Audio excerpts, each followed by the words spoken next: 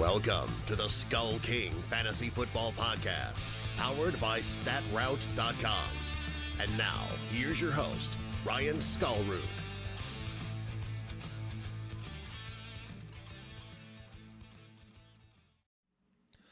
Well, hello everyone on Facebook Live. As we do this, we are actually doing the SkullKing Staff Fantasy Draft. We are doing that live today. We're recording this so that we can post it on our audio podcast. However, the best way for you guys to really enjoy what we're doing or to mock us, whatever you choose to do. The best way to go about that, it would actually be to either watch us on the YouTube video that we will be posting, or to watch it again. Go to one of our Facebook page, or one of our Facebook groups to watch it there. So we are almost ready. We start drafting like a minute or two here. So I want to thank you guys for listening and for being a part of this. And hope you guys enjoy what we're doing with this. So, man, first pick still isn't here yet. So I'm going to go ahead and message to make sure that whoever needs to be the first pick is on. All right, so there's that message. And while we're doing this, I'm also going to be I'm the 14th pick. So it'll be a little bit before it gets to me. And I think we only have 3 guys right now who are not in the draft room. One of them is going to be back and forth the entire time because he is actually at work and will be doing this draft from work. So other than that, it looks like we're getting just about everyone in the draft room. And so it should be a whole lot of fun. This draft should be starting any second now. So, all right. So I think it may be waiting for me to go ahead and begin the draft. And so I think since we are ready, let me check the chat, make sure everyone's here. Looks like everyone's here. Here we go. We are starting the draft. All right. And so we are getting ready to go here. And Saquon Barkley is first off the board, moving on to the second pick. And here's the deal with how I'm doing this personally myself. I'm going to let you guys in on how I draft as we go about this. You guys may think I am not the brightest crayon in the box. I draft differently than most people. So just, I'm letting you know that's the way it is with how I draft. So if you disagree with me, that's fine. I totally get it. I totally understand. I am an outside the box drafter. So Saquon Barkley goes 1, Alvin Kamara goes pick number 2. So while we were doing this, we're going to go ahead and share this out to a bunch of our other groups. All right, so Christian McCaffrey went 3, Ezekiel Elliott went 4. And so we are waiting for Billy Boy 85 to make his pick. I believe that is one of our new writers, Will Sparling. As we are waiting for these picks, I'm going to continue sharing these into a couple other groups. David Johnson goes pick number 5. Now, for those, just for reference for everyone, the way that we have the lineups set up for this draft, the league is a half-point PPR, 1 quarterback, 2 running backs, 2 wide receivers, 2 flex positions. No super flex, just 2 regular flex positions. Tight end. Let's see. Kicker, defense / special teams. And 5 bench spots, 1 IR. So it's a 15-round draft. As long as we can get through this in a decent amount of time, we will keep this on for the entire draft. So, like I said, I hope you guys enjoy this. Le'Veon Bell goes pick number 6. Wow, running back heavy to begin this draft. All right, still waiting on Justin. I know that he tends. Oh, Nick Chubb. See, I like that pick. I would have taken Nick Chubb over both Le'Veon Bell and David Johnson. So Nick Chubb, our first wide receiver, goes at pick number 8. to Mad Dog Mr. Aaron Kagan. So our first wide receiver, DeAndre Hopkins. So for those of you who are listening, again, there's been a little bit of blank dead air time just as I've been trying to finish setting this up. So so far, first picks, Saquon Barkley, Alvin Kamara, Christian McCaffrey, Ezekiel Elliott 4th, David Johnson 5th, Le'Veon Bell, Nick Chubb. Then our first wide receiver went at pick 8, DeAndre Hopkins. James Conner went 9, Devontae Adams pick 10. And now we're on the 11th pick. I am going to be last in this fun zone, I guess you could call it. And so should be a whole lot of fun. I'll be honest. Michael Thomas, there we go, goes to Wyatt, SkullKing FF at pick number 11. So I got 3 more picks for me. This is this pick, pick 12 in odd rounds and pick 3 in even rounds is going to take a little bit, simply because this is our one guy on staff who had to work today, who his work basically made it so that he had to be there for this, so that he had to be working today, and so that we've got it set up so that he can hopefully hop in on his picks and has the time to check which way he wants to go and everything. So we will see how this draft goes. Again, I'm picking 14th. Everyone was kind of wondering how that would work out, since in the last 2 SkullKing listener leagues, me being the head of SkullKing, somehow magically in the randomizer managed to have the first pick 2 years in a row. So did not get that this time. This time I got the last pick. So it'll be interesting to see how I go with the turn, who is left, and kind of how I want to go with this. So, and we've got a little bit of banter in the chat. I am not leaving the chat open for everyone to see. I am only posting the draft board, just to make sure that everything stays kosher for everyone. So, again, I hope you guys are enjoying this. Taking the time. Again, I understand that we're gonna have a couple of pauses here, simply because we've got a guy.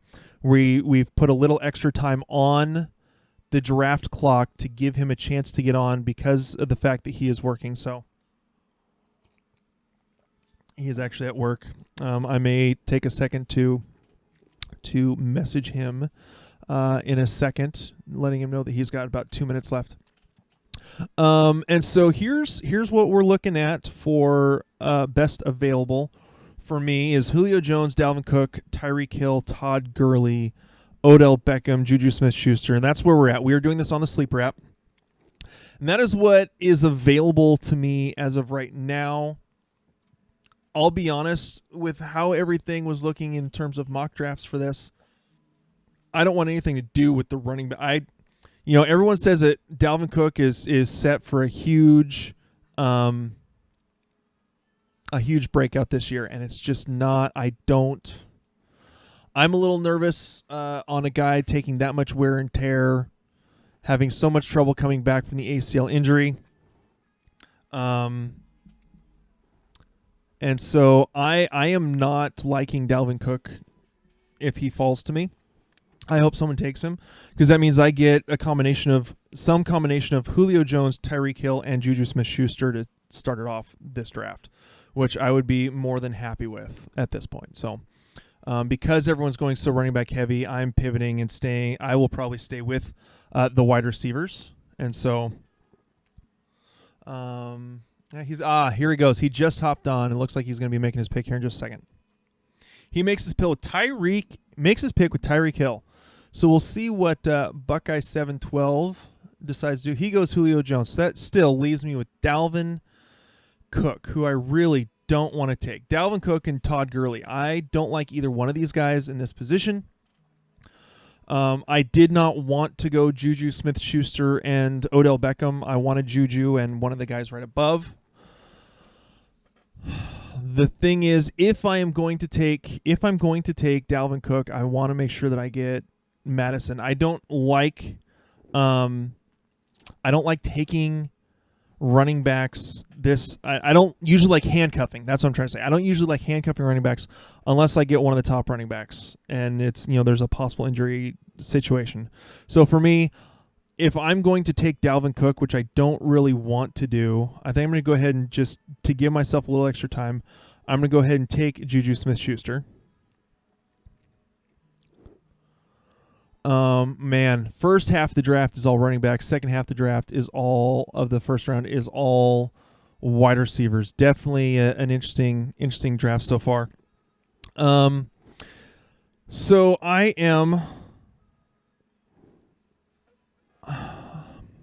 still don't know if I like Dalvin Cook. I may go Odell Beckham Jr. It's a half-point PPR. Dalvin Cook is supposed to just be all over the place, and everyone's loving him this year. I like what Odell Beckham could possibly do. Again, we've also got an injury history there. What he could possibly do in the Browns offense. I think I am going to. Man, I just don't like any of the options here. You know what? I'm going to take Dalvin Cook and make sure to get Madison later. And I think the main reason I'm doing this is to make sure, I mean, with a lot of the mock drafts I had done so far in this draft, I know Justin knows I did not want to take Dalvin Cook, and so I'm sure he is typing in the chat right now, I can't believe you actually took, yeah, and there it was. So I got stuck taking Dalvin Cook. I just didn't like the other options right there. So, I mean, I could have reached a little bit and taken someone like Mike Evans, who I think could be in for a monster year. I just think where he's at in the rankings right now would have been a little bit too much of a reach. Again, it is very difficult, especially for a guy like me, drafting from the bookends, whether it's in the first pick or it's the last pick. Because a lot of the times you feel like you are going to have to reach to get some of the guys that you want. And so that is kind of, where we're at in this one. So I think if, hopefully we can speed this up a little bit and get moving. I know there I can see some comments concerning how long this draft is taking already. All right, Wyatt, you better hurry up and pick. There it is, Mike Evans. Then Odell Beckham.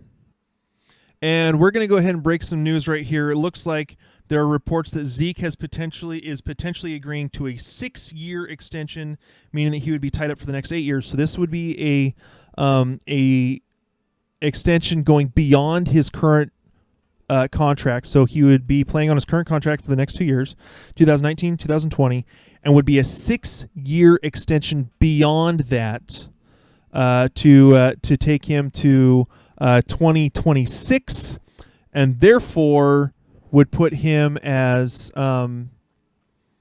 he'd be basically never see the light of day in terms of free agency. So we'll see if he actually plays week 1. That will be interesting to check out. See if he actually plays week 1.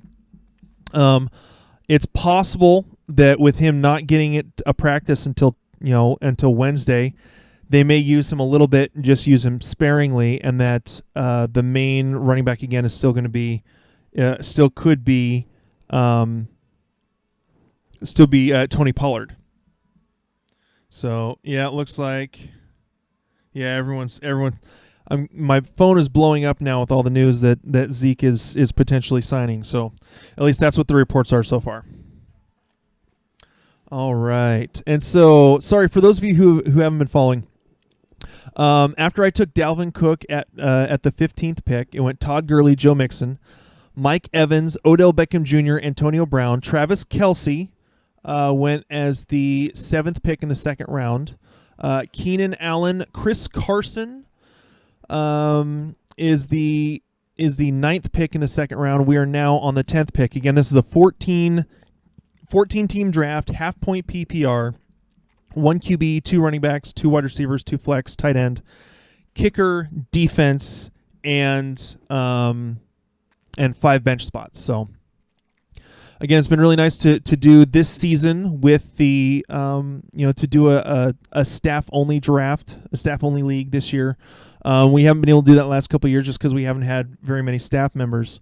So we haven't done this since last year. We did a listener league, so we had some staff along, as well as listeners of the podcast and a couple guys that run podcasts themselves, which was a lot of fun to do that last year. I think I ended up finishing 4th. That was a 14-team league also.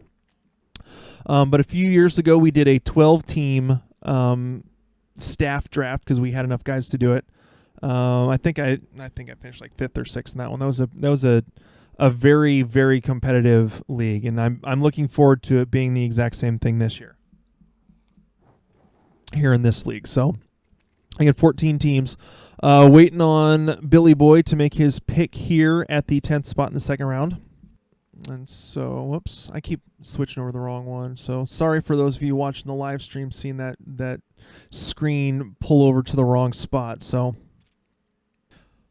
someone, okay, so here I get to see some of these questions that have been up here. Someone taking Le'Veon Bell and Chris Carson first couple picks, and someone's not impressed with that draft. So this is definitely interesting. Who would you take 5th overall, Johnson or Hopkins? Me personally, I would take Hopkins. OBJ or Kelsey? I'm taking OBJ. I don't like taking the tight ends quite that early. It keeps, while yes, the tight end disparity does have a little bit of an effect there, not as much for me. So, yeah, and then someone else said Zeke should go top 3 because he is signed before week 1. So, again, I want to thank everyone for those of you who are actually watching and listening and hearing the posting comments. We really appreciate that. I think it really helps. It really helps to make this a fun thing. So, again, thank you guys for being involved. So, Chris Carson went in pick 9, Kerryon Johnson pick 10, Leonard Fournette pick 11. We were in the second round of a 14-team draft. Patrick Mahomes went pick 12 in the second round, and now we are waiting on the 13th pick of round 2. So, let's see. So let me actually go into our group here. Let me go into the SkullKing group, since that's where I'm guessing most of our interaction is actually happening. Let's see. Again, so we're waiting on. Oh, there we go. Adam Thielen is the second to last pick in the second round. And so there we are with that. And so yeah, most of these comments are coming into our specific on our specific Facebook page, SkullKing Fantasy Football. So you can find it on there. So I'm amazed. I mean, with how many running backs are going, I may be able to stick with, again, depending on how the wide receivers are falling, I may be able to pick up a couple more wide receivers going on through the rest of this. So, I may be able to just stick to wide receivers for a little bit. So, again, we'll kind of see, again, how the rest of this falls. So, NFL Authority went Aaron Jones and David Montgomery. So, he's gone 3 running backs right off the bat. Saquon, Aaron Jones, and David Montgomery.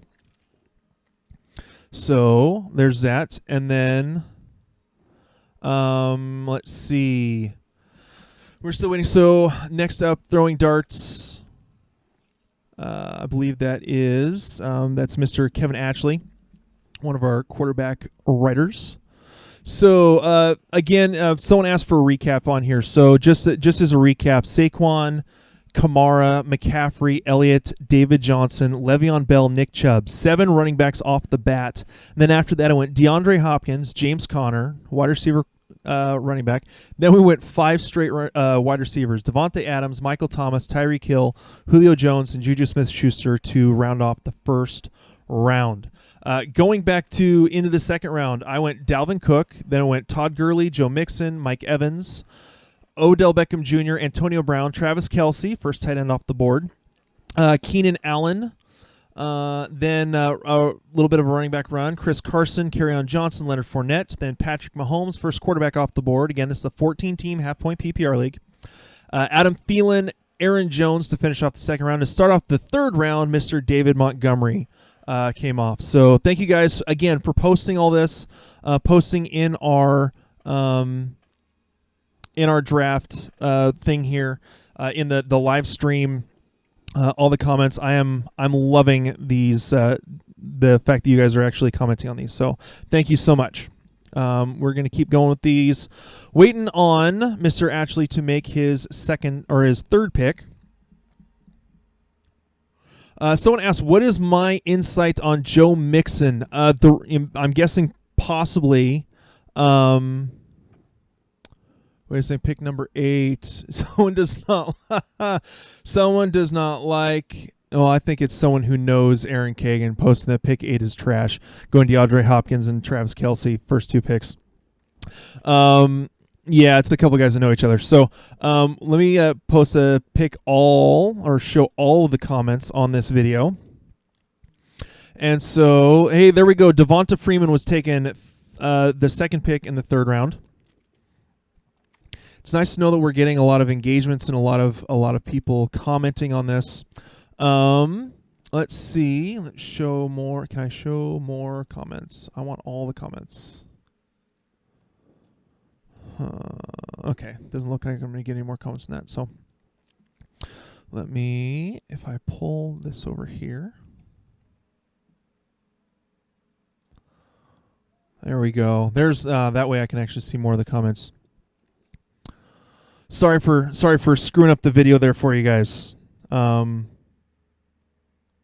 And so let's see. Oh, good. We got a whole bunch of people joining. We're going back to the questions that I can answer. Did the recap. My insight on Joe Mixon. Joe Mixon, for one, he's going to have a tough week 1 going up against the Seattle Seahawks in Seattle. You look at what Cincinnati has done with their offensive line. They have had, I think they're missing now 3 offensive linemen at this point.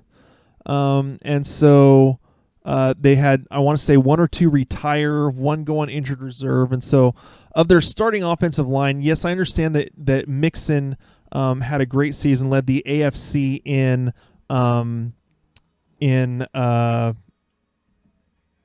there we go.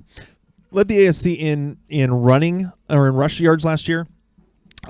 There's so many questions around that offense. You also have AJ Green gone, and so we're dealing with that as well still. And so I don't like how many the lack of weapons there are to spread the attention away from Joe Mixon. So I think he's a very talented runner. If he was on a different team with a better offensive line, I'd be all over Joe Mixon. That's not what I'm liking, what I'm seeing this year. So Stephon Diggs went pick number 3 in the 3rd round. Then Amari Cooper.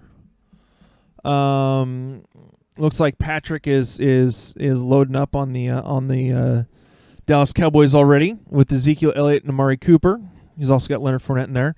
Will Sparling is up next with pick number 5 in the 3rd round. Let's see.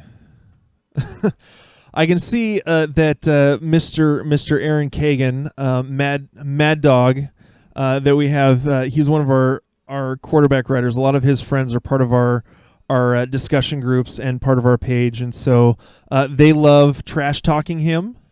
And so I have no problems with it. It's a whole lot of fun. So someone actually asked, what is my opinion of Dalvin Cook? I'm sure this is my brother that asked this question because I picked him and didn't necessarily want to. Dalvin Cook, I think that he could be a solid pick this year. I hesitate a lot on running backs early if I'm not sure of their position.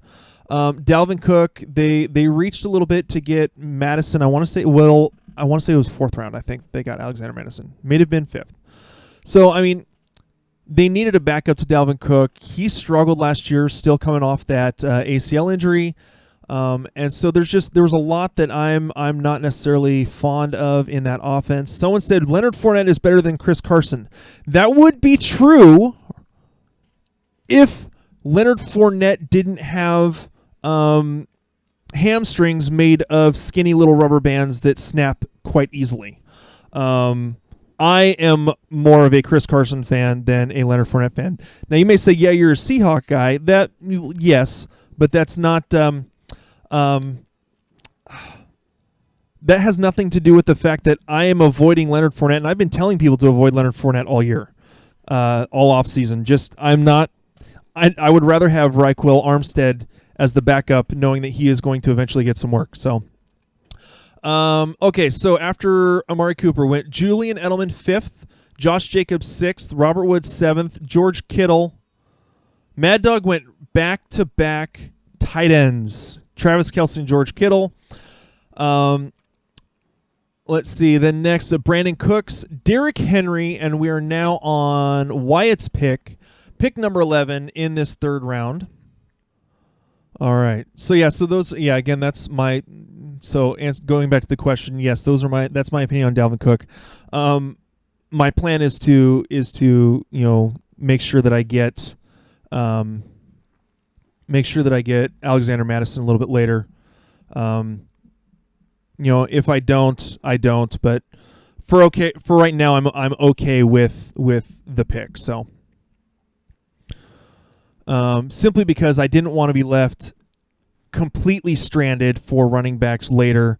I had done a couple 0RB mock drafts from the 14th position with these league settings, and while I loved the wide receivers, I didn't like what value at running back was left at that point. So again, we'll kind of see how this goes.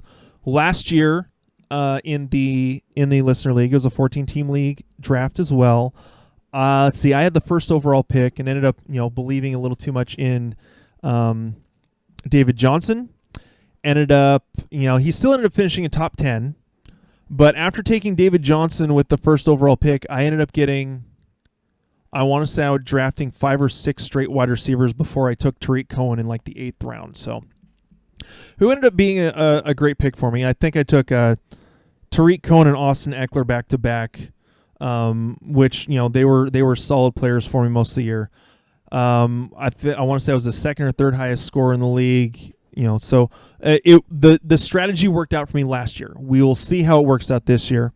With the teams, I would love it if Wyatt would hurry up and make his pick now. Looks like no, we're still waiting. So after George Kittle, Brandon Cooks, then Derrick Henry. Again, we're still waiting on the pick from Wyatt. So I'm going to nudge him a little bit here. Send him a quick message to let him know it's his turn again. Let's see. All right, so now we're coming up on my pick and just kind of seeing what's going to be available. So let me take a look here. So coming up on my. Yes, Patrick, I crapped on your Leonard Fournette pick. Oh, okay. It's just some of the comments in here. I think it's kind of funny. Some of the comments in the live chat between the staff members. Hey, didn't you read my article about drafting that guy? So yeah, this you guys. The banter is nice, but again, I just want to make sure, just in case some language that some may find inappropriate doesn't get on there, just I'll kind of edit that as we go. So here's what we've got left. Coming up on my pick, there's 4 picks left, and Wyatt better hurry up and take his pick or he's going to get auto-drafted and probably end up taking Damian Williams, and we'll see how that works out for him. Sonny Michel, Zach Ertz, Mark Ingram, and Melvin Gordon are the next 5 in terms of the rankings of who is left. I'm not a fan really of a lot of that. However, I do like the picks right after that: Chris Godwin, Tyler Lockett, and there is a little bit of Wyatt's gonna end up getting auto picked, and so yeah, looks like he's got 20 seconds left. He's gonna get auto picked. It looks like so. Someone asked, "Is there going to be a podcast to this draft?" Yes, that's why we're recording this. So. This is going to be on the podcast. Like I said, I'm trying to fill in as much of the extra space as possible so that you guys can hear. So that got moved in the wrong spot. Sorry for those of you guys watching the live stream if that got interrupted a little bit. Let's go on Does Wyatt take a running back here? Yes, he auto picks and gets Damian Williams. So going back next was Zach Ertz got picked with the 12th pick in the 3rd round. Then Sonny Michel, and now it is up to me. Yeah, someone's saying Cook is a bust, not durable. Yeah, well, that's why I am a quarterback run coming soon. A quarterback run better not be coming. If they did, no one actually listens to how you should play a single quarterback draft. Quarterbacks are a streamable position. So, all right, so it is my pick. My 2 picks coming up. So I am going to look at where we are. Mark Ingram, Melvin Gordon. I am going to skip both of them. Melvin Gordon, I'm not going to deal with that headache right now. Marlon Mack, Deshaun Watson coming up, Cooper Kupp, T.Y. Hilton.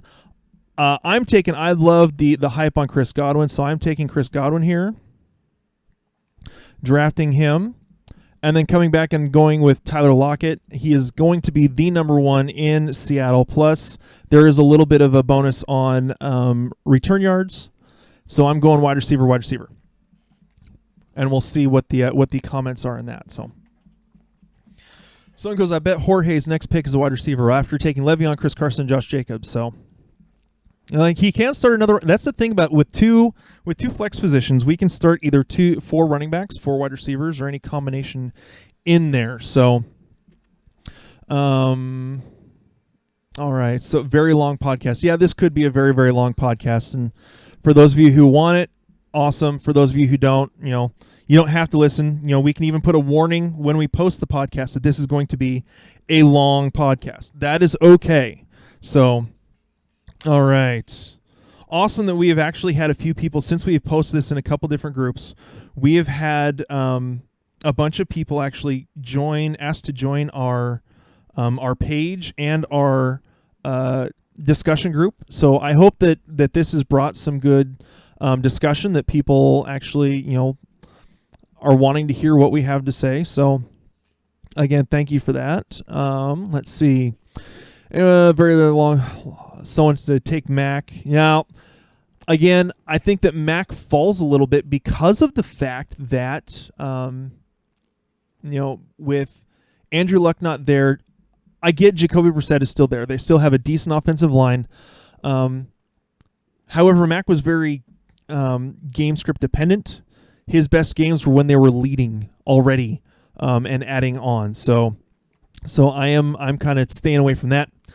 So since I took Chris Godwin and Tyler Lockett at the turn, it has gone Kenny Golladay, Mark Ingram, and then we are going to be waiting again on Wyatt. I may have to message him again.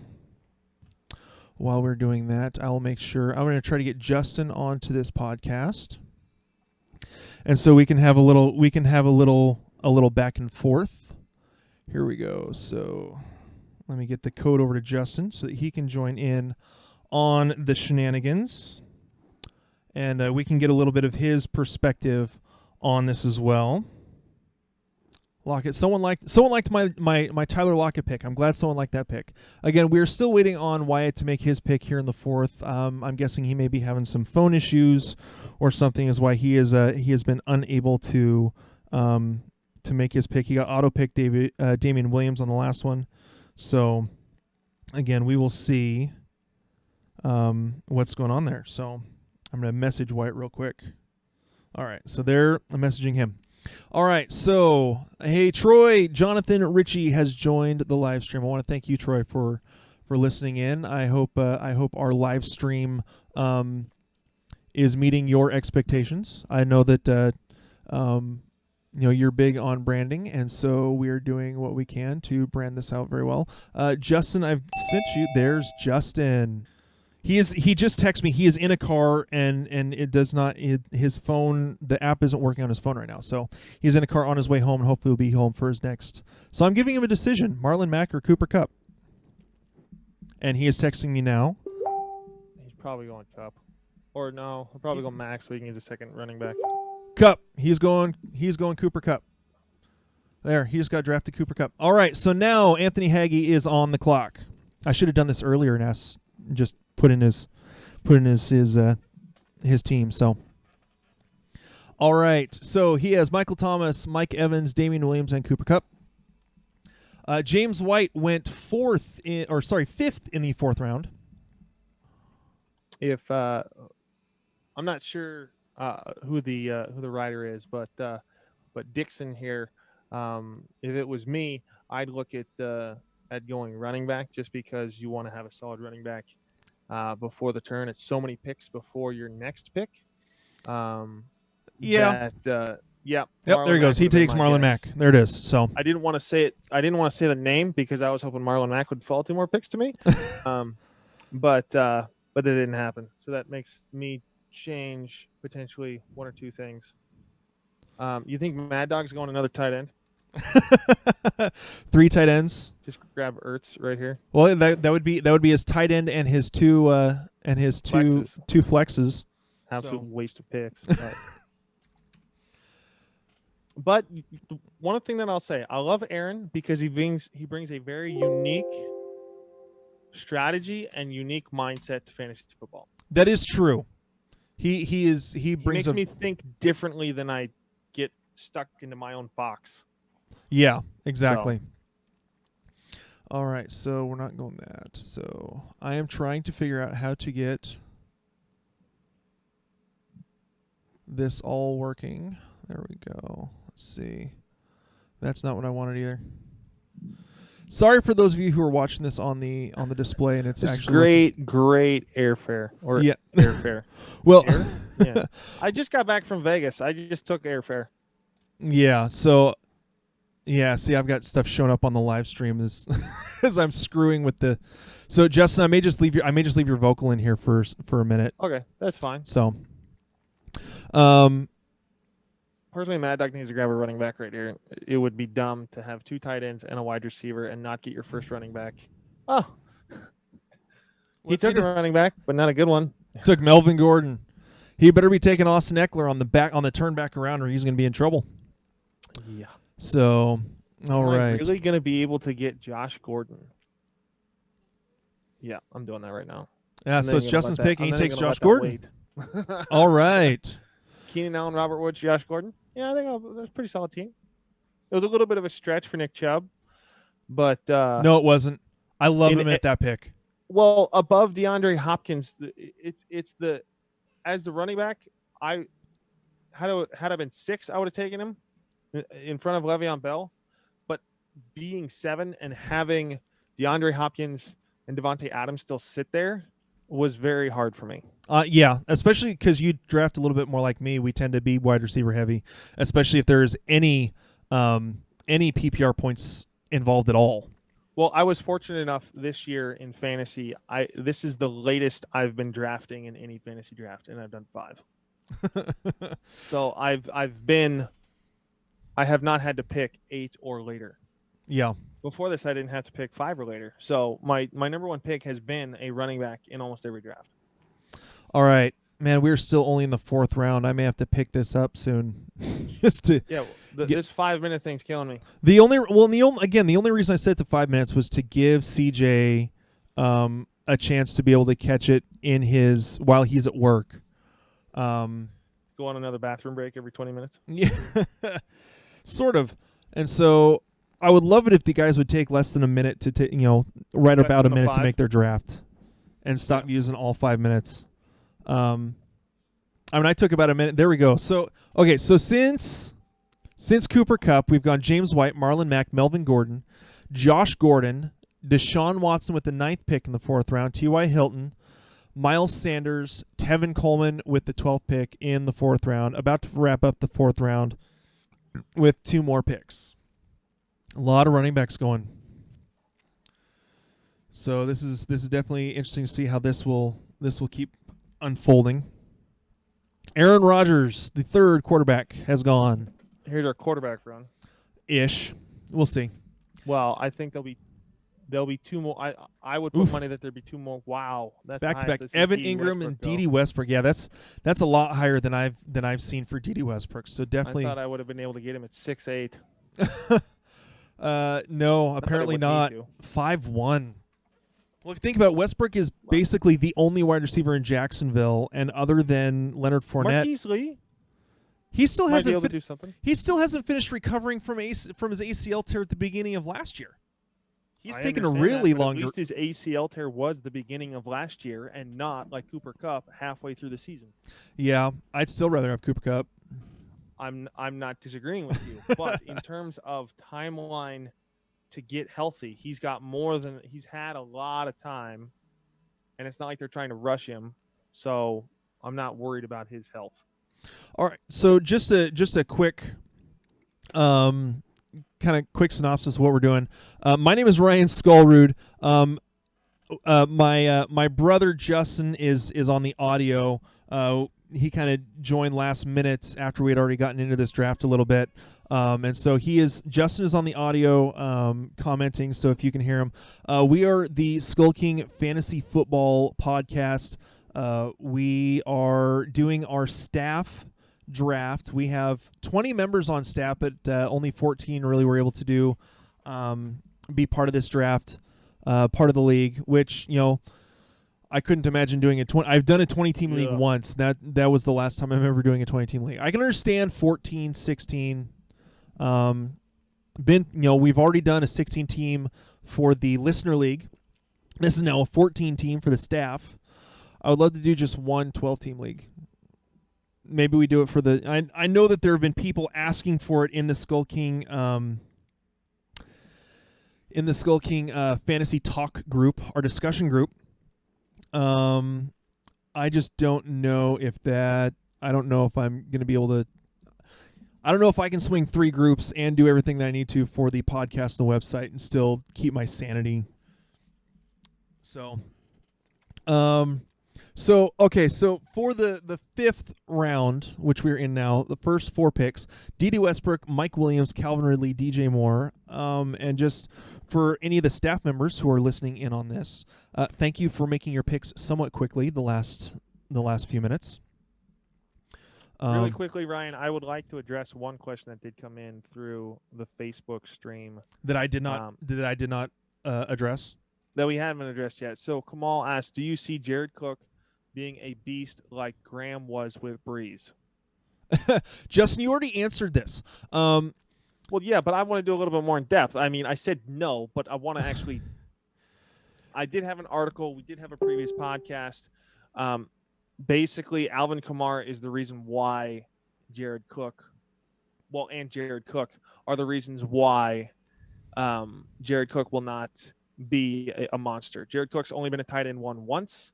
The other issue is that since Alvin Kamara joined the team, they have not utilized the tight end, and the catches from the tight end position, not just a particular player, the position itself has dropped in half of what it was before Kamara joined the league. So I was really hoping that Philip Lindsay was going to drop to me. Jorge takes him.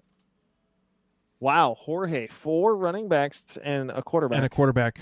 He is that interesting. Well, I can honestly, I don't not like it. That's an interesting way of putting it. Well, if you think about it, Jorge is one of our wide receiver writers. And so he has done a lot of digging onto where the value is at wide receiver lower in the draft. And so this is not necessarily surprising to me. I'm not surprised that he has gone running back heavy. I'm just surprised his first wide receiver may be at 6'9" or might be at 7'6". I think he'll take a wide receiver in the next round. So yeah, but I'm going to get that wide receiver before he gets it. So because I'm looking to go wide receiver probably with my next pick, because the running backs now are going to be so lackluster at this point from the rest of the way on. Man, so. Justin, you took Austin Eckler just before Mad Dog. Yes, I did. I did. He had Melvin Gordon, and do you think I was? Yeah. But here's the thing: of the running backs available, I was not going Duke Johnson. He's not a 3-down back. Did you see Mad Dog? Actually, Aaron actually commented in the staff chat. Really, Justin? Yes, Aaron. Really, I did that. I have Austin Eckler in all but one league. I would have done the exact same thing, Aaron. I'm in a big money league, and it's a $500 entry league. Wow, he takes AJ Green. Austin Eckler was taken in the 4th round of that league. And apparently Aaron doesn't want to win the first 4 weeks of the season. Well, again, think about it. The way you win a league is by winning at the end of the season. So as long as he can make an okay push towards the end of the season, I don't think it necessarily is a bad way to go. And I'm just gonna do a quick little rant. It's just really risky. This is why you have FAB and not standings dictate the order of the waiver wire. Because with this type of a strategy, think about it this way. Aaron could have sandbagged a little bit here, knowing that he would get the first choice on waiver wire pick the first couple of weeks if he lost the first 2 or 3 games. But here's the deal. That's why you do FAB. Doesn't make sense. That's why we do FAB. Yes. So, here, a little bit of breaking news. According to Josina Anderson, I believe of ESPN, she is told that one team has been in preliminary communication with the Chargers in an attempt to vet out a potential trade for 2015 first-round running back Melvin Gordon. So it'll be interesting to see where he could possibly be going. Did they name a team? They did not name a team. But just that is a possibility. All right, so just a second, let me get the last couple picks here. Ahead. So what we have so far in the 5th round: D.D. Westbrook, Mike Williams, Calvin Ridley, DJ Moore, O.J. Howard, Phillip Lindsay, Austin Eckler, A.J. Green, Duke Johnson, Tyler Boyd. And so there we go. So that's what we've got through here. All right, so since it is Wyatt's turn again, I'm gonna give him a little bit of a. I'm gonna try to see if I can pick for him real quick. So Justin, if there's anything you want to discuss right now. Well, the thing that I was gonna ask and is more to see which teams would look to grab Melvin Gordon.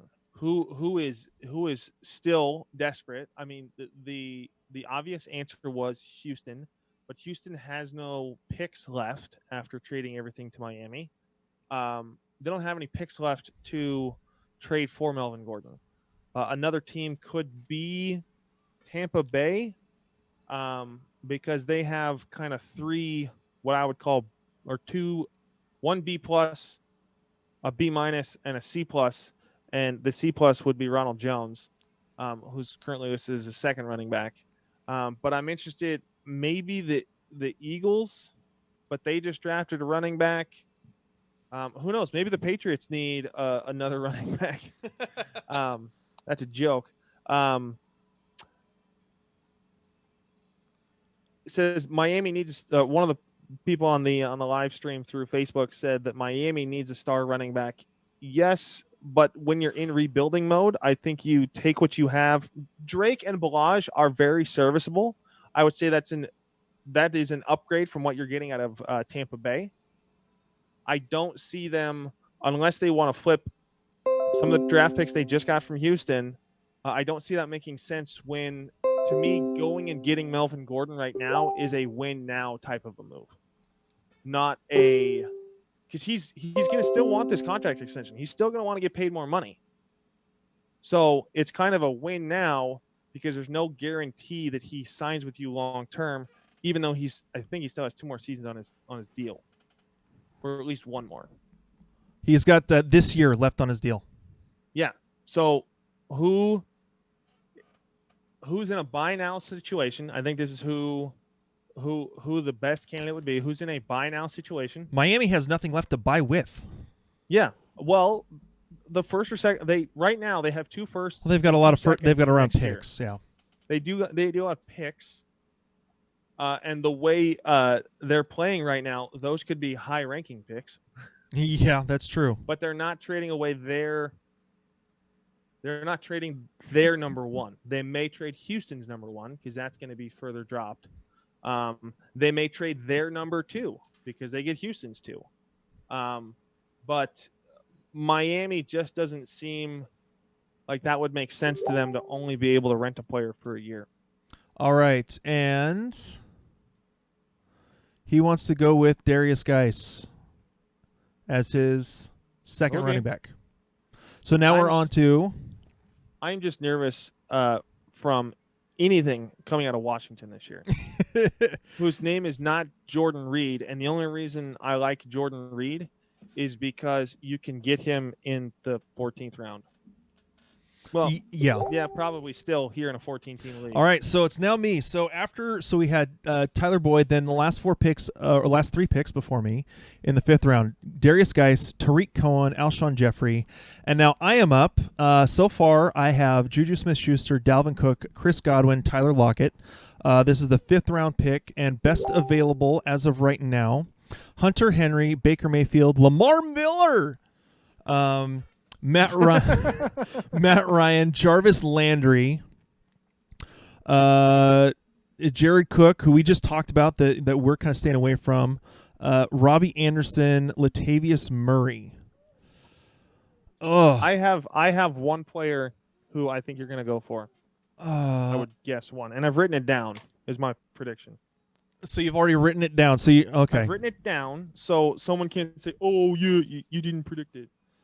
Well, with where we are at in the draft so far, did you guess right? I took Not Hunter yet. Henry. I picked one of your picks. Oh, so went- just one of them, huh? Well, you did a turn, so I knew with one of your picks you were going to grab this person. I'm trying to see because I have so long until I draft. Jeff says Derrick Henry. That's only because you've thrown shade at Derrick Henry. I've thrown shade at just about all the early round running backs. So, well, tier 2. yeah, of the tier 2 running backs. Oh gosh, I really don't like any of the options here, to be completely honest. Let's see. So I've got 3 wide receivers. I've still only got 1 running back. I'm taking Jarvis Landry. Oh, I was wrong. You thought I was going to go Latavius Murray. Yeah, you thought I was going to go. I thought about it. I honestly considered it. Ugh. So I don't. Okay. Again, You got to go running back heavy on your bench then. I understand that, and people are going to go crazy about me on this draft. And actually, maybe I should have gone a different direction, but that was the direction. Still be able to get LaShawn McCoy. Yeah. There's a shot I could get him on the way back. There's some other people I'm looking at as well. So, all right. So since I took Jarvis Landry, Allen Robinson, for me, the way I view running backs and how I deal with running backs, there is still some value that I see towards the back end that I am okay with taking. So, especially with how I've loaded up everything on here so far. Yeah. So, again, people are going to think that I'm absolutely nuts for doing this. I am the only person with only 1 running back. I'm not the only person with 2 running backs, though. Buckeye 712. I'm still trying to figure out which writer that is. I've got to go back and look. Who's from Ohio? I can't remember. Oh, here's another question that came in. If we want to touch on this, go ahead. Do you draft your starting lineup before bench players? No, I don't. I don't either. I do not draft. I typically take a quarterback late. I typically take tight ends late. Just the value is there with Hunter Henry, and where I was, I didn't like any of the other options, and so that's why I went that direction. Usually, I'd wait a little bit later on tight ends. So, how I would answer that is here in this 14-team league, because there's 2 running back, 2 wide receiver, 2 flex. I may take a tight end or quarterback at 7, but I would probably wait for the other one until 10. So it's almost like drafting your full roster. But I typically like to have 1 person on my bench before taking a tight end or quarterback. But since quarterback is waiting so late in this draft. Yep. All right. So Kid Flash, CJ wants to draft. He looks like he's wanting to draft Christian Kirk. So I'm going to go ahead and take him for him and put that in. We do have more questions coming in. Next question came in from Jeff. Do you guys believe the hype around Devin Singletary? Yes. What I would say is what is most telling, we all, or us here at SkullKing, have been proponents of Singletary. There was just a very heavy and deep running back. I mean, you had McCoy, You had Gore, you had Yeldon, you had Singletary. The Singletary, why I was a little hesitant on Singletary was because of we needed to know what the roster looked like. If they kept McCoy and maybe they let go of Yeldon or they let go of Gore, then McCoy would have been ahead of Singletary. But now they let McCoy go. Singletary, obviously they say it's going to be a running back by committee. That's been said so many times by so many different teams. But the lead dog will get the work and the lead dog will eat. I think out of the three, Singletary is the youngest and most talented of the three, with the combo of being the youngest. So I think Yeldon will still be involved on third down or in passing situations. I think Gore he's never going to die, so he's going to continue to play until he decides he's 50 and he's done. But I do like Singletary. I think by the latter half of the season, he's fine. One of the things that I remember us discussing earlier was we had a question similar to this, is do I take Singletary?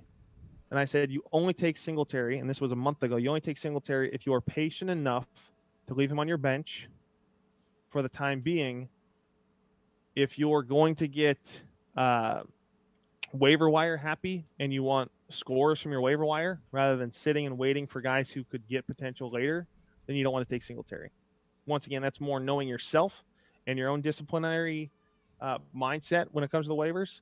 But long-winded answer. There we go. We got it fixed. Okay, we got it fixed. Yeah, the trick was to actually give him Lamar Miller and then change it over to Christian Kirk afterwards. Okay. So Lamar Miller is still on the board for anyone who wants him. Okay. So now we're waiting on Wyatt should be home now. Looks like he is actually on the app, ready to go.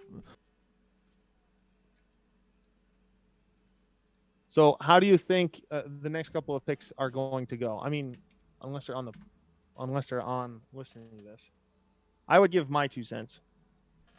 But I'm interested to see if you think Anthony's going to go running back or wide receiver based off what's available and those types of things. Wyatt took Will Fuller. Of course, he's a Houston Texans Wyatt, fan. From Texas, takes Will Fuller. I was hoping, crossing my fingers and wishing upon a star that Will Fuller would have dropped to me. But that didn't happen. And I'm not really liking the Robbie Anderson possibility that might fall to me. All right, so then after Will Fuller went Matt Breida. Actually, let me rethink that. Robbie Anderson might have a legitimate shot this year because their defense is going to be awful and they're going to need to throw. So now it's Sean Wittriell's turn. So now that we had that massive delay, and we apologize profusely for that disgustingly long delay. We finally figured out what was going on. It was an issue with Sleeper. Something was not working. We got it fixed. So far in the 6th round, Jarvis Landry, Allen Robinson, Christian Kirk, Will Fuller, Matt Breida, Robbie Anderson. Now it's Mad Dog's turn. I have to stop speaking because the last 2 receivers that I've mentioned have fallen off the board. Baker Mayfield. So, of the 3 players I looked at potentially grabbing here, all three of them have disappeared in the last 4 picks. So that's fun. So here, with what I'm looking at, I could take a wide receiver that I really like and then kind of stick Jorge with a worse wide receiver.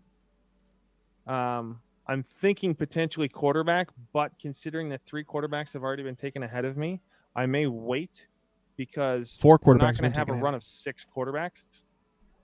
I know at least 3 of these picks are not going to be quarterbacks on the way back.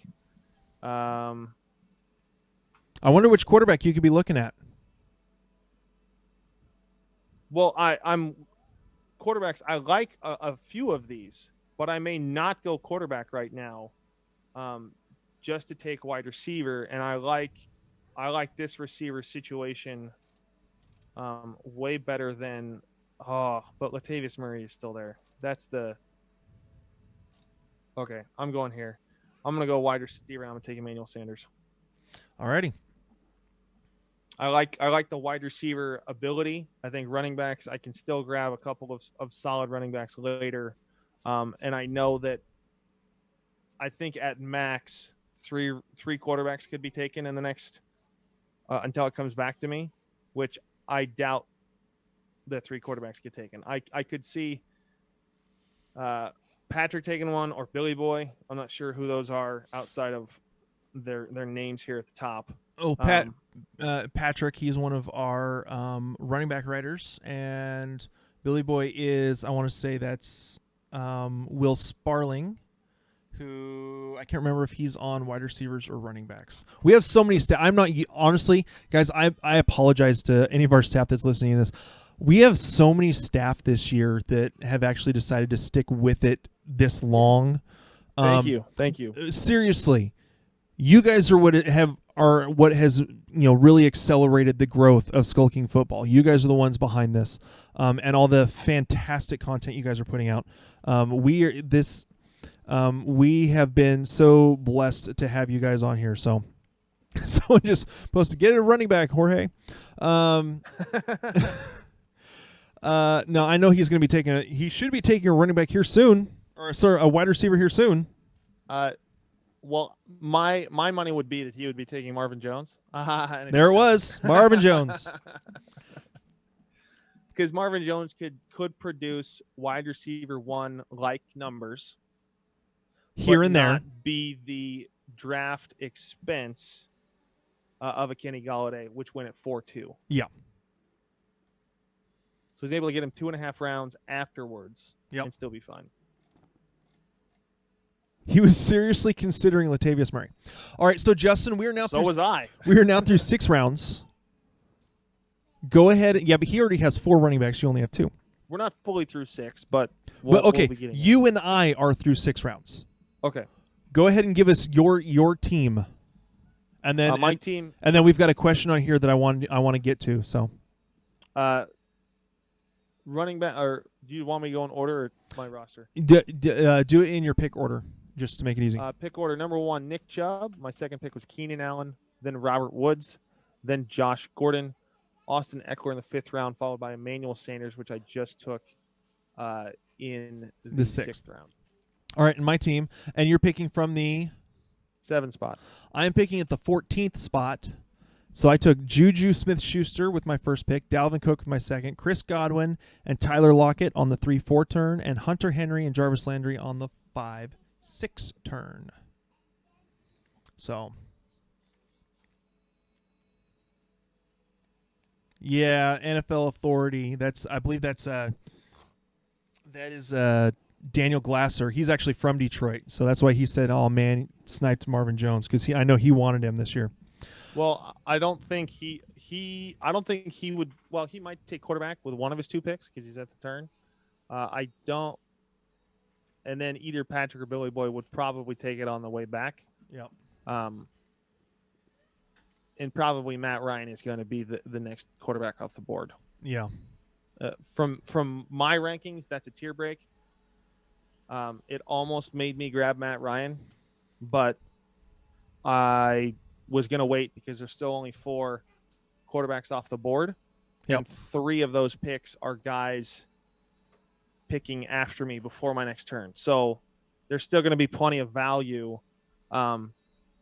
if it was the other way. So if it was looking at, and there's no red on the right half from my pick on the right, had it looked like that, I probably would have gotten Matt Ryan. But once again, situational drafting, understanding what other people have done and seeing what the board looks like gives you a little bit more leeway on some of your strategy. Correct. And so, correct. What was that question that you wanted to go for, Ryan? The question that someone asked in the live stream thread was, how many touchdowns do you see Ingram getting in Baltimore? I am down on Ingram personally. I'm kind of staying away from him. Obviously, as you saw, here drafting, my thing with Ingram is that he is turning 30 this year, has an ACL tear in the past, So that's just an injury thing that I'm not as comfortable with as some may be in a running back. Something to be aware of. Something to be aware of. Yeah. He had a bunch of miles on him from Alabama before he ever got drafted by New Orleans. And then you're also dealing with the fact that he is switching teams, and switching teams right around that age of 30 has not been pretty for any running backs. And for those of you who say Adrian Peterson, you're talking about one of the greatest running backs of all time. Yeah. Who was sitting behind quality people because he wasn't as good as what Ingram was at the time. Correct. Well, I mean, he was sitting behind Mark Ingram, and then Alvin Kamara came out of the woodwork, and so they moved on from Adrian Peterson. And from there, he went to, did he go to Arizona and then started the next year at, and then the next year he went to Washington. I can't remember the order of whether it was. Yes. Okay. And so the man is a freak of nature. And so that's so in terms of me, again, getting back to the Ingram question, he could get 6 or 7. I don't know that he plays the whole year, especially with Justice Hill behind him, and how that could turn out. So, all right. So what do we think Pat's looking to do?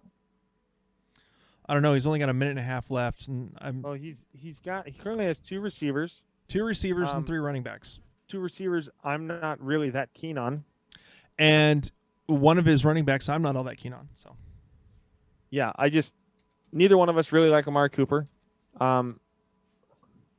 It's hard for me to feel confident about a pass catcher in Carolina outside of Christian McCaffrey. To me, there's not enough consistency. Plus, with Cam already dealing with some injuries, I trust Cam's legs. I have never really trusted Cam's arm. Yeah. So, okay, so Baker Mayfield. So halfway through the second half of this 5th round, so he went Latavius Murray. So Emmanuel Sanders, Marvin Jones, Kenyon Drake, and Latavius Murray went 8, 9, 10, and 11 here in the 6th round. Part of me was secretly holding out hope that Latavius Murray would have fallen even further. I don't think he would have fallen any further. Well, Jorge probably would have grabbed him.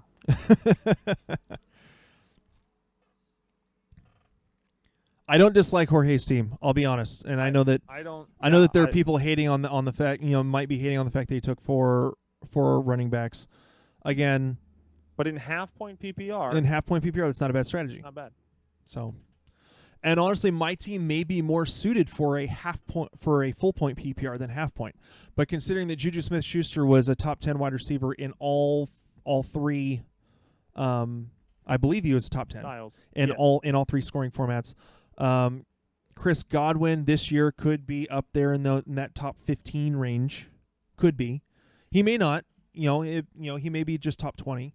And Tyler Lockett was wide receiver 15 and half point and wide receiver 16 in full point PPR last year. So, I think that's a good value pick in the 4th round as well. So TK football could legitimately go wide receiver, running back, or tight end here. I don't see running back really going for a little while. The top available running backs are Darwin Thompson, who will continue to fall, Tony Pollard, who may get grabbed here quickly, just for someone who's looking for a one game pick. Dang it, Devin Singletary. Yeah. I figured that was coming. I realized after I took Jarvis Landry that should have been my pick at 6-1. Yeah. Yes. So I would say yes. So yeah, so some people may say that I'm absolutely hosed in terms of where my team. I'm not. I think that I'm still okay. There are still options that can be found.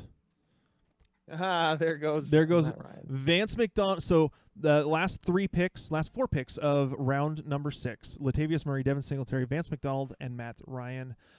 Second pick for NFL Authority, Mr. Daniel Glasser, goes Curtis Samuel. So to start off the 7th round. So I'm going to. I got to start thinking of something else to do. I'm going to here in just a second. I am actually going to try and... For me personally, in looking to discuss my next pick, not to give away some of my strategy, which is kind of annoying, but we'll do it anyway for the sake of the podcast. From here out, I believe there's a tight end drop off of significance. There's one that I like, which I'm hoping I can still get, but I'm not. Jared Cook, I have not liked. David Njoku, it's an incredibly crowded wide receiving core, or just pass catchers. In looking at Nick Chubb, Delaney Walker, the whole quarterback situation in Tennessee is a nightmare. Eric Ebron, we've both been down on in general because his touchdown percentage was insane. And now Andrew Luck is no longer there. So Jared Cook still went. So we all have our own opinions. But to me, I'm still looking to wait. Dante Pettis goes at wide receiver there with the 4th pick of the 7th round. All right, Justin, you are now on the video on the live stream, and the reason I did that is because in a few minutes I may need to step away so that I can work on having dinner. But that way we can keep this going. Dinner? Yes, dinner. So Sterling Shepard goes at 7-5. All right. So to cap off where we are at in the 7th round, Curtis Samuel, Sammy Watkins, Jared Cook, Dante Pettis, Sterling Shepard. See, now is where all the wide receivers are going, which I've already got a set wide receiver core. Now, and you can bank on running backs dropping. Yes, and so right now I can just start hammering on the running back position, and what I would consider value running backs that could possibly put in, a decent amount of work, that have people in front of them that may be injury prone, like my own Dalvin Cook, guys that could be injury prone that I could be, that could be towards the end of the season moving into prominent roles. That is a lot of the theory behind the zero wide receiver or the zero running back strategy. For those of you who hate that strategy, that is okay. I'm okay with you hating that strategy. It is not for everyone. It is a risky strategy. I think the best way that I have been able to put it is that think of it like the way that Phil Mickelson plays golf compared to the way some other pros play golf. Phil Mickelson is a risky golfer. He goes for a lot of shots that you just would not expect him to go for. And it has cost him, especially in the U.S. Open. He has more second-place finishes because of bad shots that he has taken in final holes than any other golfer in history. He has been in winning positions and lost tournaments because of the way he plays. But he continues to play the same type of golf. For people who draft zero running back and like taking those big hitters, and this is mainly, again, a half-point PPR, full-point PPR type of strategy. I have no problems with that. I think it works. That type of play works. And Mad Dog Mad Dog has just taken his second quarterback. He has 2 quarterbacks and 2 tight ends. He has 1 startable wide receiver and 1 startable running back. This is what I'm talking about when we're talking about Aaron. He confuses me, if nothing else. Yeah, that's nothing less. That's pretty much the way to put it. So, is he drafting for our other league? This is not a super flex, Aaron. I'm sure he's going to comment here in the live stream here soon. So, all right. So the last couple picks. So, we left off Corey Davis at 7-6. Corey Davis at 7-6. Geronimo Allison at 7-7. Carson Wentz, Jared Goff, David Njoku at 7-10. So I really like Jared Goff this year. Yeah. And here goes quarterbacks. Here goes the quarterback, Drew Brees. And we'll kind of see we'll kind of see who else gets taken. What I'm hoping the quarterback that I really like, who's highly underrated or undervalued, either or, based on what he's been able to produce over the last couple of years. I'm hoping that he drops potentially to my next pick. I may wait one more. Okay, the staff commentary has been great. Chris Q and Buckeye 712. Did I miss the pre-draft drinking? I wish. No, wait. I wish not. I wish there was. Then it's amazing that we'll see where the if there's a little run on quarterbacks here. Because if there is, I may go ahead and take my quarterback. Sean Wittriell, this is not the team I had imagined. Look at Sean's team. James Conner, Antonio Brown, Brandon Cooks, Marlon Mack, Duke Johnson, Robbie Anderson, Jared Goff. Someone said, what's wrong with Andrew Luck? Someone's not paying attention. Oh, man, and it is CJ's pick. I think once I am done with my picks, I am going to go ahead and hop out and go take care of dinner. Let you kind of take over the stream for a little bit. So, okay, be back by your picks though. Well, no, I'm gonna do my picks, and if I need to, I can do them from my phone, and kind of let you go with it. So, but I will stay through 7-14 and 8-1. Who was better, Pollard or Darwin? I think that's who was better. I think it's who's supposed to be better. Who's supposed to be better? Okay, so Drew Brees and Cam Newton go back to back. So we have here's our going quarterback. Here's our quarterback run. Oh, LaShawn McCoy. I thought he would drop one more spot to me. Well, when you started talking about maybe a quarterback run and taking a quarterback, he probably wanted to grab running back. I think he'll get quarterback on the next one. All right, so although I may be giving him too much credit. I don't know. So the top running backs left: Darwin Thompson, who's not going to help me right now. Tony Pollard, Darrell Henderson. Tony Pollard will be good for week 1. That's about it. You're looking at contributors. You're looking at Jordan Howard. That's your contributor. That's my contributor right now. So, looking at, do I take Russell? No. You know what? We're gonna look at the running backs. What do we got here? Tony Pollard, Darrell Henderson, Rashad Penny. Penny is going to get some work. I understand that Chris Carson's the number 1, but especially in a game, especially if you think about week 1, where Carson is going to get some work, and then they may be absolutely blowing out the Bengals by halftime. It's going to be the Rashad Penny show practically in the second half. So at least could work out for the first week.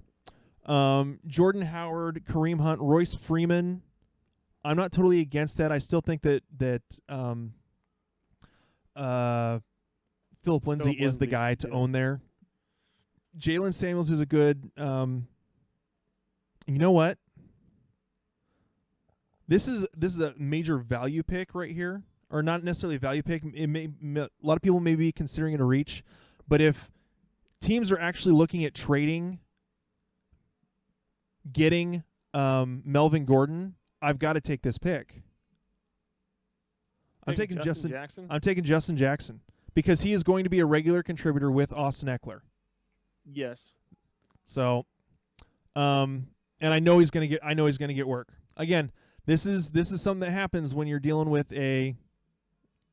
Someone goes, I was one pick away. I think he thought that I was going to pass on Justin.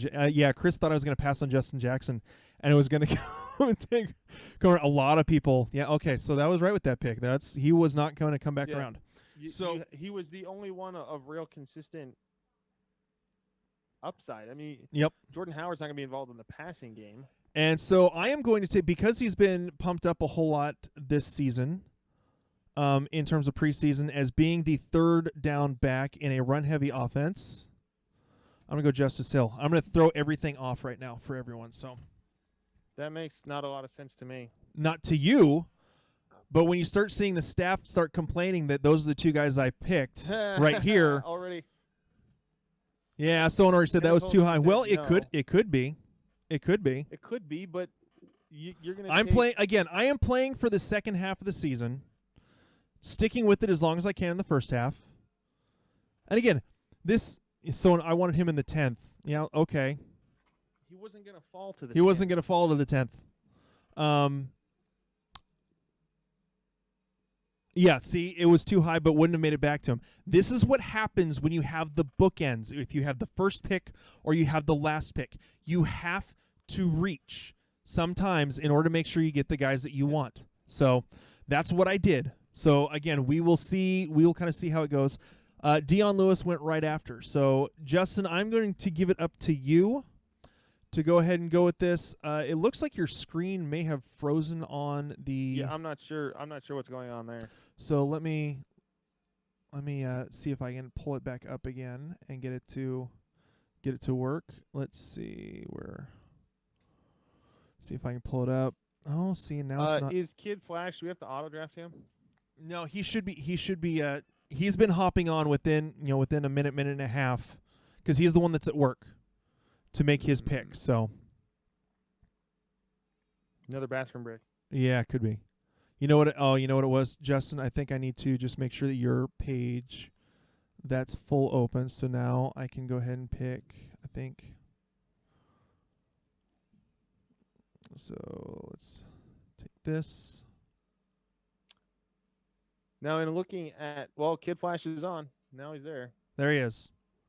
All right, it was because I minimized your screen, Justin. So you're actually on there. So I'm going to go ahead and step away, Justin. If you can make sure to just kind of keep people up to date with what picks are going where as we get through this, that would be great. So the last couple of picks since Ryan's Justice Hill pick, picked as the second pick in the 8th round, Dion Lewis, followed by Marquez Valdez-Scantling there as the third pick of the 8th round. And looking at Wyatt's team here is SkullKing FF. I wouldn't be surprised if he goes tight end here. Just looking at his roster, maybe running back as he looks to fill out his roster. He has already taken his QB.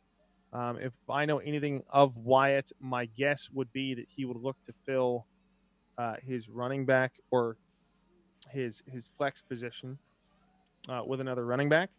But the problem is there's not a lot of running backs to choose from. So he'll probably maybe look to go wide receiver, maybe Larry Fitzgerald, Michael Gallup, or Dante Moncrief, who I'm high on.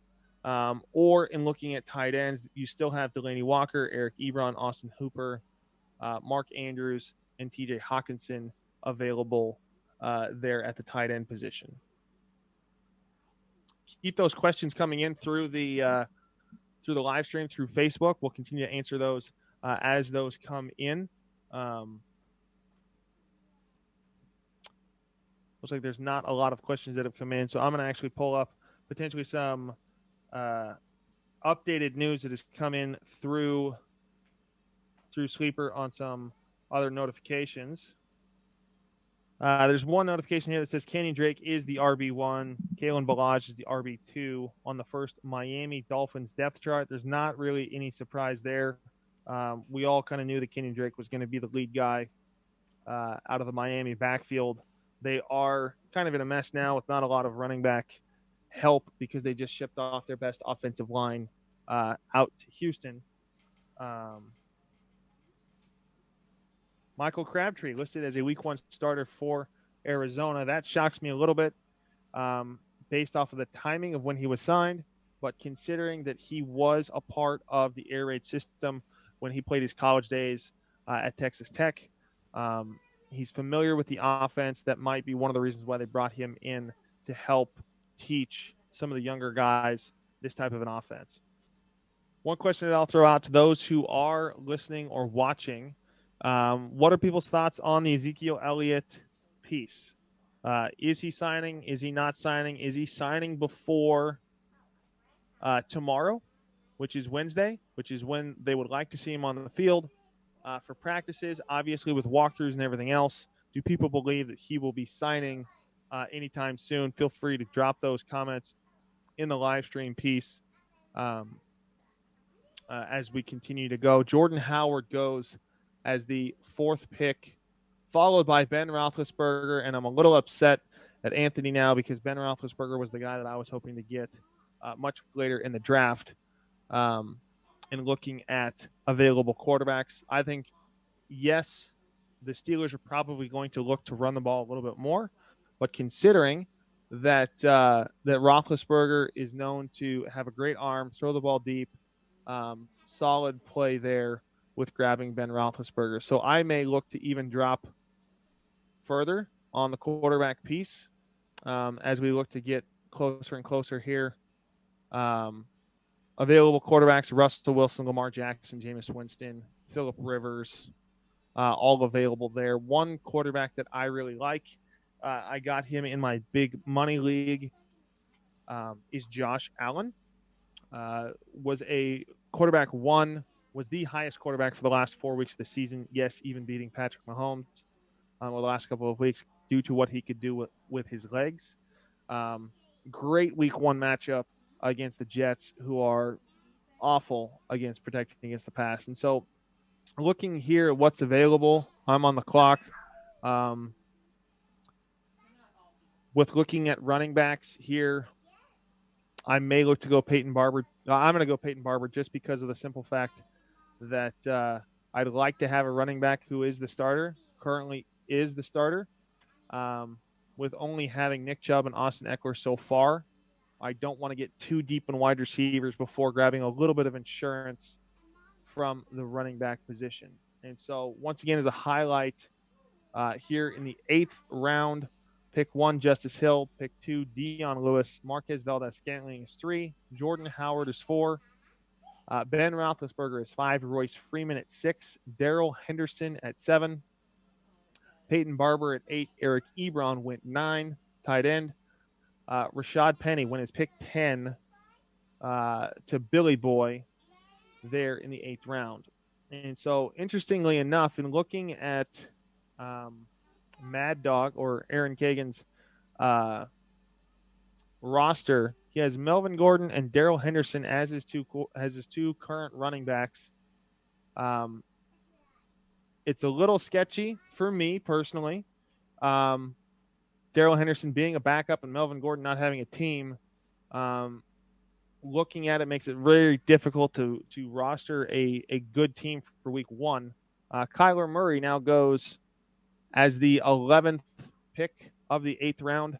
I think that's a little early personally. I'm not high on Kyler Murray though. Pat may be a little bit higher on Kyler Murray than I am, although considering that I'm not high on him at all, it wouldn't be too much of a stretch for someone else to be higher on him than me. And so Ryan just texting in while he's going and making his dinner was upset that Ben Roethlisberger was taken, but what he doesn't know is I would have taken him before he fell to Ryan at the 9-14 spot. And so now looking at TK football, probably not going quarterback again. He does have a startable roster, I believe. Running back, quarterback, wide receivers, there's 2. So he would need a flex here is probably what he's looking at going to if he's looking to fill out his roster. Best available wide receivers right now are James Washington, Larry Fitzgerald, Michael Gallup, according to Sleeper. I think Tyrell Williams is a sneaky pick, maybe not above James Washington, but because Antonio Brown will get a lot of targets, similar to what Juju was able to benefit from with Antonio Brown getting double covered. I think Tyrell Williams has shown fantasy relevance, but now getting less coverage, may be able to do a little bit more there coming out of Oakland. James Washington goes as pick 8-14. I'm a little surprised that James Washington went before Dante Moncrief, who's currently listed as the number 2 wide receiver. I know James Washington has had a great preseason, but Dante Moncrief, my logic is this, is if Dante Moncrief wasn't really on the field in the preseason, he was clearly the number 2 receiver there. So that's why I still consider Moncrief above James Washington in terms of draft. And so since Kyler Murray at the 8-11, we went Michael Gallup, Tony Pollard at 8-13, James Washington 8-14. Deshaun Jackson goes as the first pick of the 9th round. And so NFL Authority has now filled out a roster with a starting tight end, quarterback, with his wide receiver, running backs, and flexes available as well.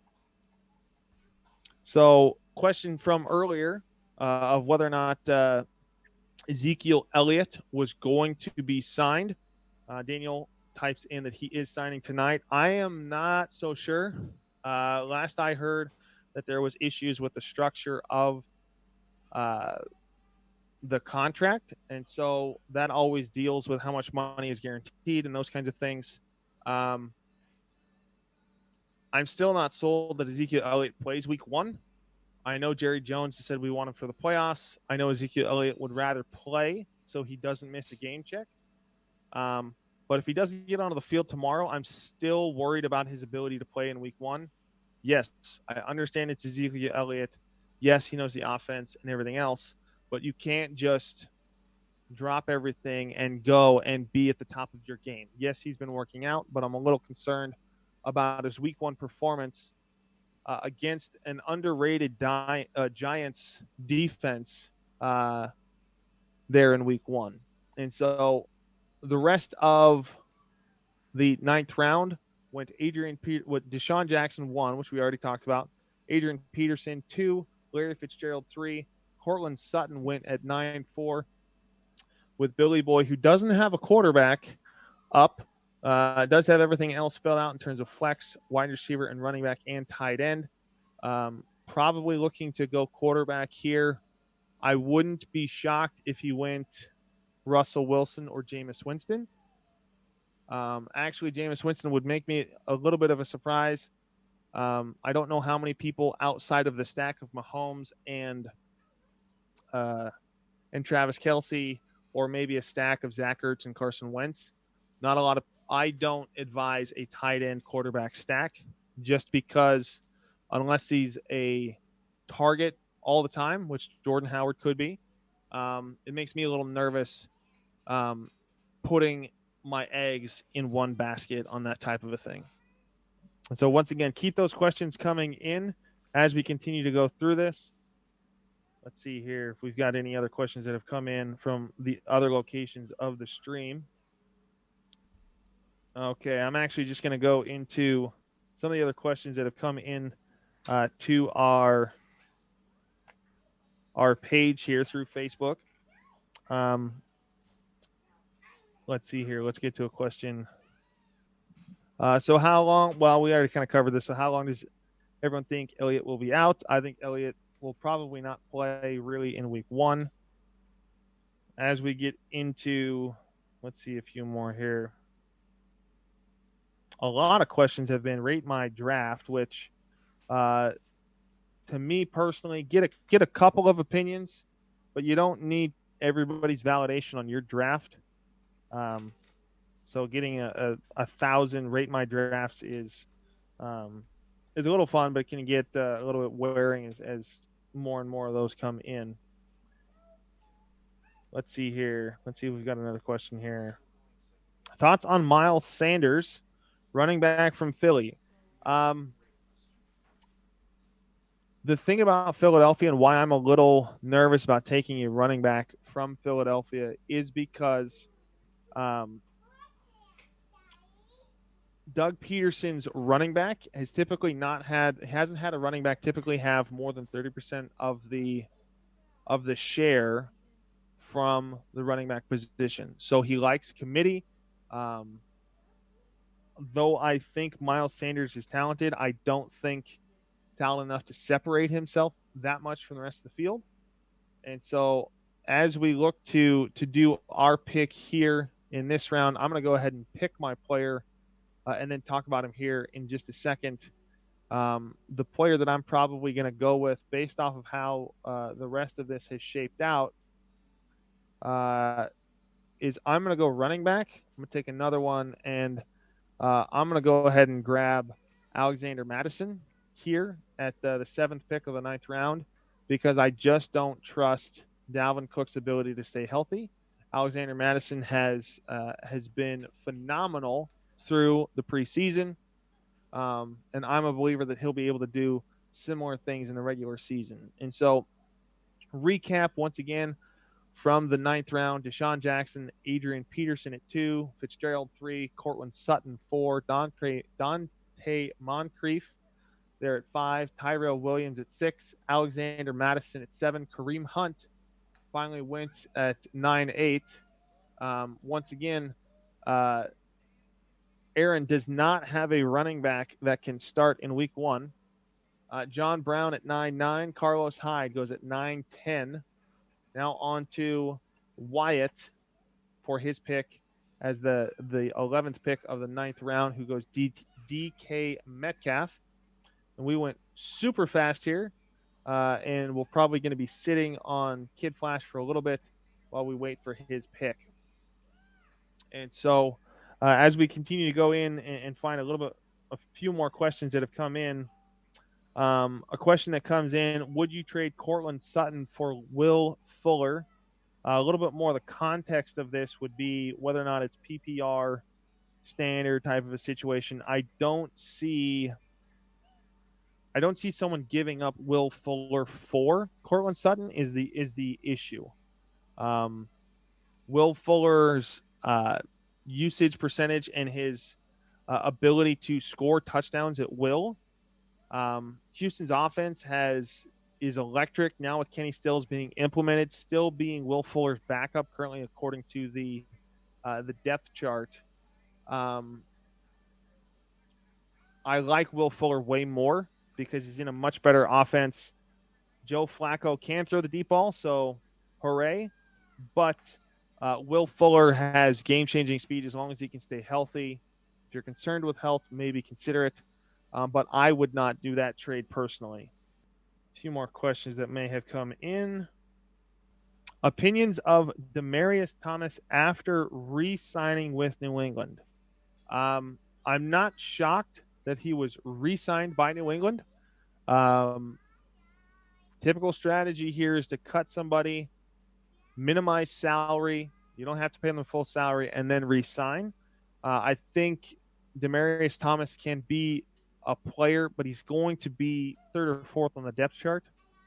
Obviously, Josh Gordon, Julian Edelman are going to be the go-tos, with James White kind of being the 3rd receiver, if you will, there. I think Demaryius Thomas can do well, but let's remember how old he is. And that game where he went 8 catches for 88 yards and 2 touchdowns was against 3rd and 4th string guys. So, yes, he had a great game, but he was not facing elite talent. And so even in this 14-team league, I would not look to grab Demaryius Thomas at any point. I'd leave him on waivers until later in the season, and he's proven it. I'd rather be wrong on Demaryius Thomas by leaving him on the waiver wire than be wrong by having him on my roster and wasting a spot. Is how I see it. And so as we continue to go out, from my pick with Alexander Madison at 9-7, we went Kareem Hunt at 9-8, John Brown 9-9, Carlos Hyde 9-10, DK Metcalf 9-11, Jalen Samuels at 9-12, Russell Wilson goes off at 9-13, and Jameis Winston there at 9-14. So in looking at the board, I am not shocked that I'm not the only one. I'm not the only one that doesn't have a quarterback. I'm not shocked that in either one. So let me rephrase this. I'm shocked that everyone else already has quarterbacks because of our riders often like to take quarterbacks late. I think the value in the 7th round of a Wentz, Goff, Breeze, and Newton made sense to take them there. I don't know if I'll take quarterback yet. Now looking at that, there's only 2 teams that need quarterback. There's one really that I like, but I'm not confident that I will take them. So when looking at quarterback for my potential next pick, Lamar Jackson, Phillip Rivers, Tom Brady, Dak Prescott, Kirk Cousins are the highest ranked by projection currently. One quarterback that I really like is Josh Allen. Sam Darnold is interesting, but I don't think startable yet in a 14-team league. I will probably look to go quarterback with my next pick, just looking at how this is going, unless specific running backs still stay on the board. So, in fact, there's one player that I've wanted in all of my drafts from the running back position late. And if he is available, I will probably take running back and then take my chances on quarterback because there's still a few serviceable quarterbacks that I still like late in the draft. And so here in the 10th round, as it starts, Ryan took Kalen Ballage. Then we have Anthony Miller at the 10-2, Jamison Crowder at the 10-3, Mecole Hardman at 10-4. Mitch Trubisky goes at the 10-5. Second team with a second quarterback as Anthony takes Ben Roethlisberger and then takes Mitch Trubisky at the 10-5. Interesting enough, this is where playing chicken still could potentially hurt. But I still like my ability to take quarterbacks late.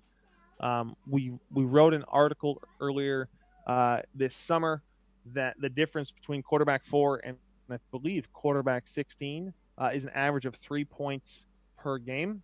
So you can still get great value, even in a 14-team draft. You can still get great value as taking the 15th or 16th quarterback and still getting great value at the position while bolstering the front end of your roster. And so I may start talking about the player. Well, Mad Dog still needs a running back, so I might not name the person yet. Dixon is up on the clock. Looking at his roster really quickly, he has 4 running backs, 3 receivers. First defense off the board, the Baltimore Ravens are taken at the 10-6. I think that's incredibly early personally to take a defense. As a fan of streaming defenses based off of matchup and what's available on the waiver wire, especially with a fab system where maybe you do $1 or something like that. It's not going to cost you anything, but it's not going to cost you that rotational piece if you're in a rotational waiver wire where you're not burning your pick. There he goes. So we went with the second defense. Chicago Bears win at the 10-7. I'm going to go ahead and take Ito Smith here at the 10-8. That's the player that I was talking about that I really like what he's done here in the preseason. Devontae Freeman has had an issue staying healthy as well. And Ito Smith has had a great preseason, so I like the upside in case Devonta Freeman has issues staying healthy the rest of the season, but also Ito Smith could take on that Tevin Coleman type role where he gets a little bit more of the usage and the workload in order to keep some of that work off of Devonta Freeman. And so I like Ito Smith there. I always like taking running backs later in the draft because, like Ryan, we understand that there's value at the end of the draft. You can bolster your roster with kind of third down backs or guys who have tremendous upside should the starter go down. And so Marquise Goodwin goes to the 10-9. That's a great pick. A number 2 receiver from a team that will probably struggle most of the year at keeping other teams from scoring. So Marquise Goodwin coming off a year with an injury, great speed, kind of another Will Fuller type player, faster than Will Fuller. Once again, leg issues like Will Fuller, doesn't have the quarterback that Will Fuller does have. And so great pick there, Marquise Goodwin at the 10-9. Okay. Any other additional questions or even playful harassment from those of you who are writers who are watching the live stream here? Aaron, since I can see you watching this live stream, one of the questions I'm going to ask is give me a little bit of an explanation, maybe even just type it out, of what your thinking is with grabbing a second tight end in the 3rd round and then grabbing running backs like Kareem Hunt, Darrell Henderson, and Melvin Gordon, currently not having a running back that can play that can start and that would start in week 1. Huge gamble on Melvin Gordon, but any sort of synopsis you want to send our way, that would be great. All right. For those of you who are watching the live stream, keep those questions coming in. We got a few people on the live stream. Keep those questions coming in, maybe even comments. For those of you who are writers, I can give you my opinion of your draft so far. Maybe you don't care. Maybe you do care what my opinion is. As the picks have gone here over the last couple of minutes, since my pick of Ito Smith at the 10-8, Marquise Goodwin there at 10-9, Dak Prescott at 10-10, Golden Tate at 10-11, Delaney Walker just got picked at 10-12 as the tight end taken off the board. And so what I can say is I am the only team without a tight end or a quarterback. And so Patrick has a quarterback but no tight end. But everybody else has quarterback locked up. And so kind of looking here at what's available, kind of seeing what let's see here. Throwing, I don't see most of the rest of it's a cheat code is what Aaron's response is to my question. Most people cheat to win. And I don't see that as being a winning roster personally. Maybe I'm wrong, but if you could get Melvin Gordon on the field and maybe if Todd Gurley goes down, then you got a great roster. But those are kind of two things that need to go your way in week 1. So unless you're using Carson Wentz's trade bait. First kicker taken off the board. Once again, my personal opinion is that is too early for tight end to be taken, kicker to be taken there at 10-13. Kickers generally go the last 3 rounds. Greg Zuerlein, we'll see how it goes. Okay, so Aaron gives a little bit more explanation. Beginning of the season, I'll get lucky, but I'm going to make playoffs most important thing. To me, I agree with the sentiment, but you still got to get to the playoffs. And looking at the roster makes me a little bit nervous for what you've put together. But you're a writer. You know what you're doing. Great fantasy player and those kinds of things. And so the rest of the picks to round out, Delaney Walker, Zuerlein, Cole Beasley. To start the 11th round, we have Lamar Jackson and then the Seattle Seahawks defense, which just got bolstered by the acquisition of Jadeveon Clowney. Great pick. Seattle's defense, especially week 7 when they get Jerron Reed back, their front 7 is going to be lights out. My personal opinion would be one of the top 3, if not the top front 7 in the NFL. Okay, for those of you, once again, for those of you attending the live stream, feel free to drop in questions, ask questions. Our writers are watching as well. So maybe if you've got a question on a specific position, maybe why someone drafted the way they did, someone can give feedback in those different areas. Ty Montgomery and then Austin Hooper goes at tight end 11-4. That's Pat, that's a very great pick, very good value pick for tight end. I'm a big advocate of Austin Hooper, was secretly hoping that he would drop. But I'm going to take flyers on tight ends now based off of what's available. But I'm probably going to look to take quarterback with my next pick. I'm just looking at what's available here within the quarterbacks. Phillip Rivers, solid quarterback.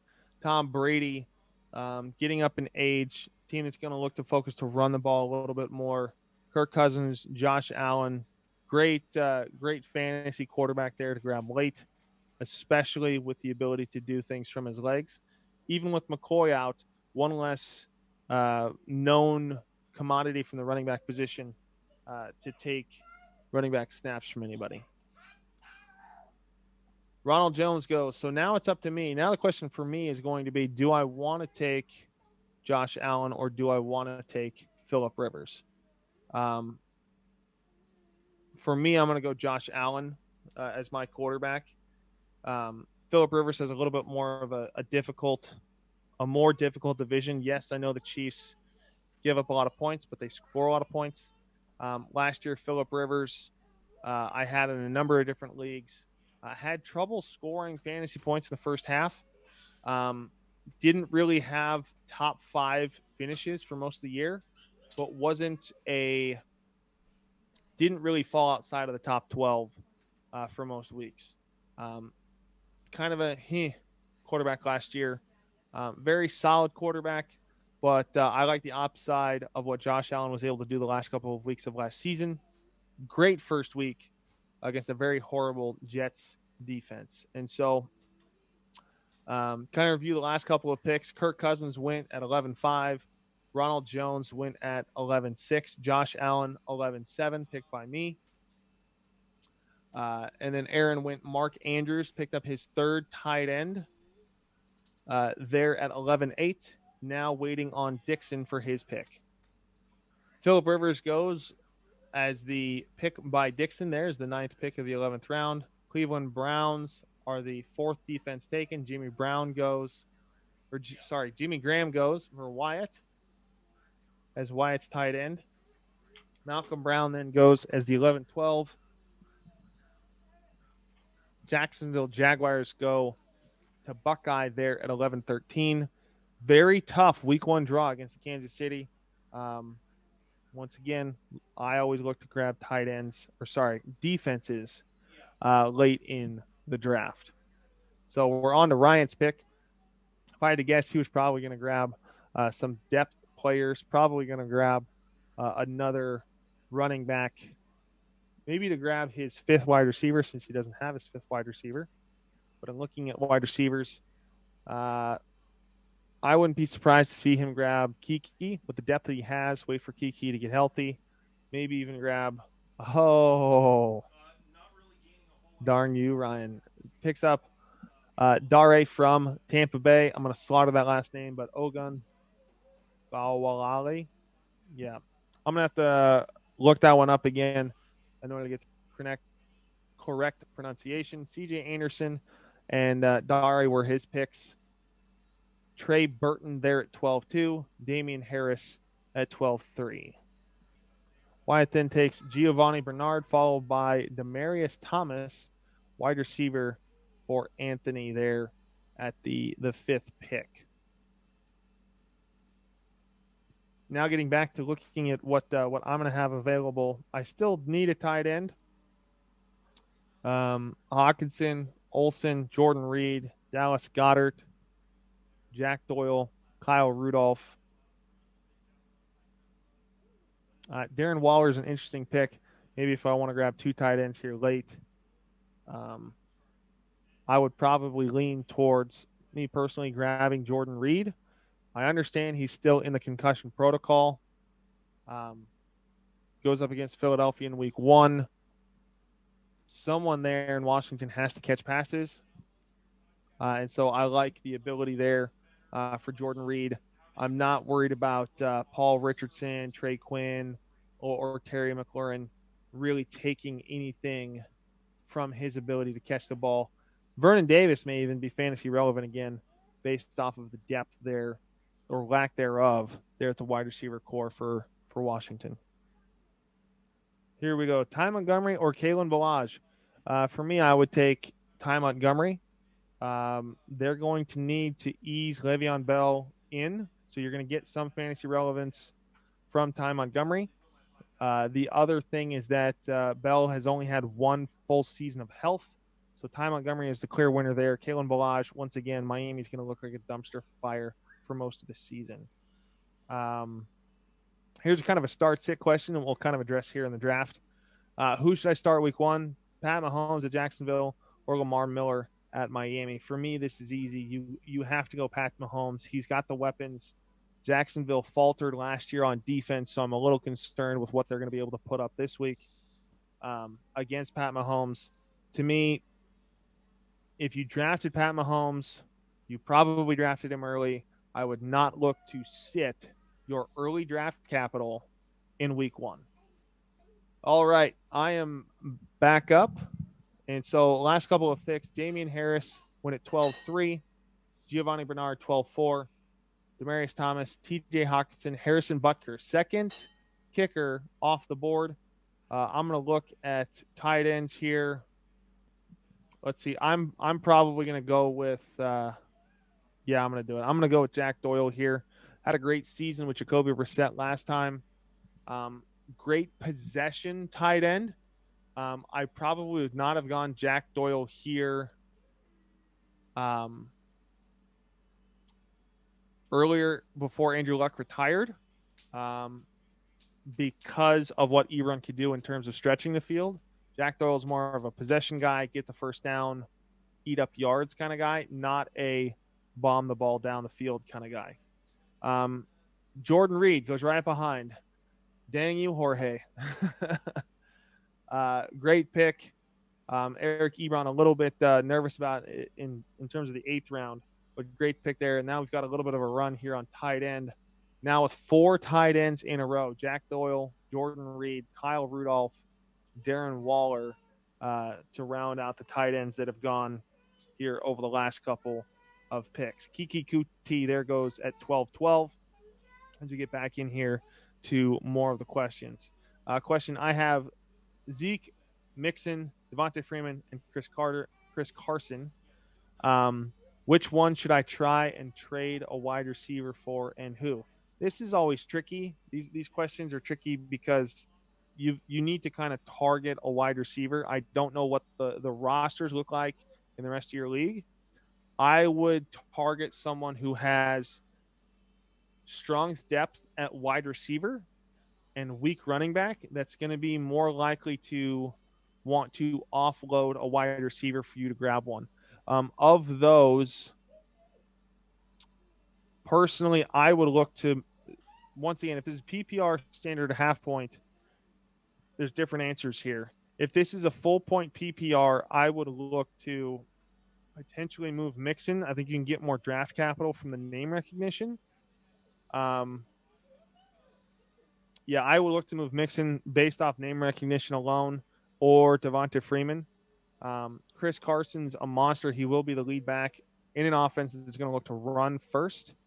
I just don't think you can get what you can get if you look at trading Mixon. Now, you still have great depth if you were to have Zeke, Devonta Freeman, and Chris Carson still. You can still use Carson in that flex position, but you're going to get more for Mixon than you would for Chris Carson, in my opinion. I have Marlon Mack on my team. I feel he is being overhyped. Agree or disagree? What I would say is he's probably adequately being hyped now. May have been an overhype with Luck, but I don't see a massive drop-off with Brissett. Maybe they have a little less offensive snaps because they're a little less explosive because of Brissett. But I would say Marlon Mack's still a great player to have. I'm a little surprised that he fell as far as he did in our draft. Let me double check to where he fell to. Marlon Mack fell to the 4th round as a 6th pick. I definitely would have taken him with the 8th pick of the 4th round should he have fallen 2 more spots. And so I think Marlon Mack is being adequately hyped to kind of answer that question. Now we've got a trade question that has come in. Would you receive Jones and Fitz and give Mack and Anderson? So this is Aaron Jones and Larry Fitzgerald for Marlon Mack and Robbie Anderson. To me, I would not give up Marlon Mack and Robbie Anderson. I think Larry Fitzgerald's going to have a significantly down year. Once again, Kyler Murray, new offense, new quarterback, new head coach, rookie quarterback, doing the air raid in the NFL. I'm very nervous about. And Aaron Jones has a very high-quality backup, which makes me nervous. And so Jamal Williams is a great pick late in drafts to stash on your bench in order to have kind of that backup role and player there for your team. But in that situation, I would keep Marlon Mack and Robbie Anderson because Robbie Anderson is the one. We don't know yet. Larry Fitzgerald by name would still be the one, but in an air raid with a new quarterback, Kyler Murray may develop a relationship with somebody else within that offense. Marlon Mack for Sterling Shepard, fair trade? I would say no. I would say Marlon Mack is the player to own in all formats, PPR, half point, and standard. I would go with Marlon Mack over Sterling Shepard. Sterling Shepard, okay, is the number one tight end for the Giants. Well, that's the Giants. I'm not impressed by the Giants right now. Looks like we may have a couple of auto drafts here over the next couple of picks as some of these guys are dropping off the draft here. And so flex spot, James White or Tyler Boyd. For me, week 1, I would probably go Tyler Boyd because someone has to do something for Cincinnati. I know they're going up against the Seattle Seahawks, but Tyler Boyd was a very productive wide receiver last year, even with A.J. Green out. And so Darwin Thompson finally goes as an auto pick there for Rivers throwing darts. Excuse me. Been a long day. Just got back from Vegas. So for those of you joining the live stream, sorry for that yawn. Looking at the next pick from NFL Authority, probably looking to go running back since he hasn't picked a running back since the 3rd round. There's not a lot here to pick from. Naheem Hines probably will not see much, which is the player that he ended up going with. I just don't see Naheem Hines. If something were to happen to Mac, Naheem Hines is not going to be the workhorse. He's still going to be kind of that 3rd down back at best. But because Marlon Mack can catch the ball to the backfield, I don't see much use for him until Marlon Mack goes down, and then he's still more a PPR play than a half-point play. Chris Herndon, tight end for the Jets, goes as the first pick of the 13th round. We're going to have to wait another four minutes here for the next pick to be auto-drafted. Let me message Ryan, see if we can get the last couple of rounds here to be sped up. Excuse me. Would you trade Pat Mahomes for Zeke, Cooper Kupp, and O.J. Howard? To me, yeah. For the simple fact that you can still get a fantasy-relevant quarterback off the waiver wire, depending on the depth of your league. So if you're in a 10-team league, you can still get quality quarterback play out of the waiver wire, and you get an upgrade at running back, wide receiver, and tight end. Depending on what you have, you may have a better tight end, but someone who wants to pay that much for Pat Mahomes, let him have it. Next question. I grabbed Latavius Murray in round 15 last night for no particular reason, but stock up on RBs. That sounds more like an 8-man draft or very rookie draft because Murray should not be available in the 15th round. Will he complement Kamara well this year, or is it a bust alert? To me, I think he'll complement Kamara well. He's going to be in a similar role to what Ingram was the previous year. Sean Payton has said, and we've said this a couple of times, Sean Payton has come out and said that Kamara is not going to get exponentially more carries because Ingram's gone. They're going to look to still utilize him in that 15 to 20 touch range, which still leaves plenty of work. Plenty may be the word. Still leaves enough work, particularly goal line work, for Latavius Murray to still see value. Next question. Is Pollard for Montgomery a good trade? I would receive Montgomery. At this point, it's a little bit of a wash. If you would have asked me yesterday before the news of Ezekiel Elliott coming back, I would say you got to keep Pollard. To me, I like the upside of Montgomery because he'll still get utilized.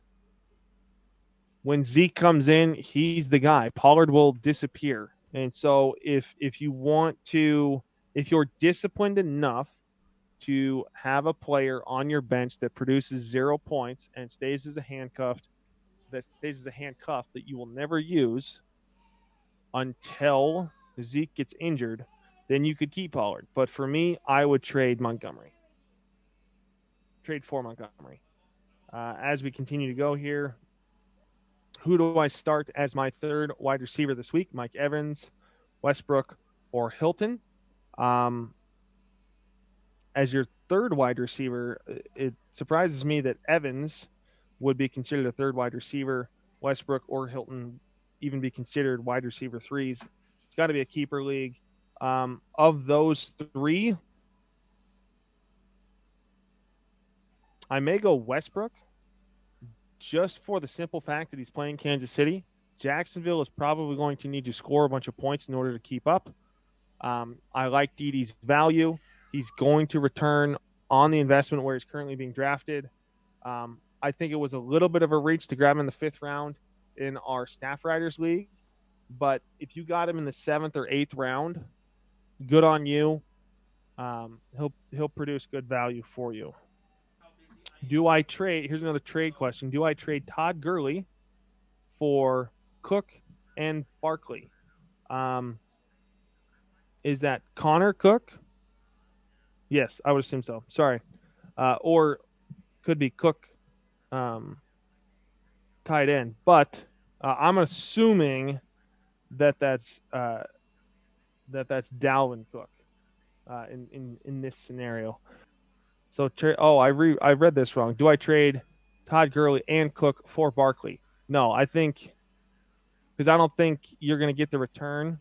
I think in terms of you're giving up 2 solid players who could potentially produce what Barkley could produce in a week.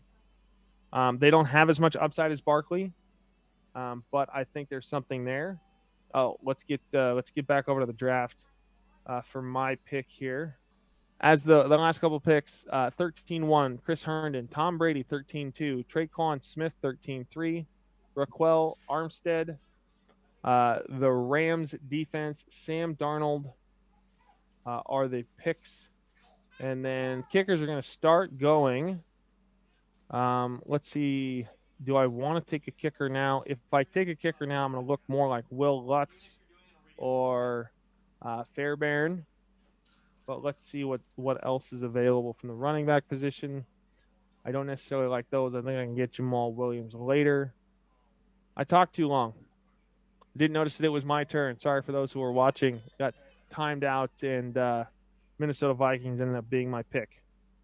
Ryan sped it up. So he did, but I didn't get notified. So it got auto-picked. So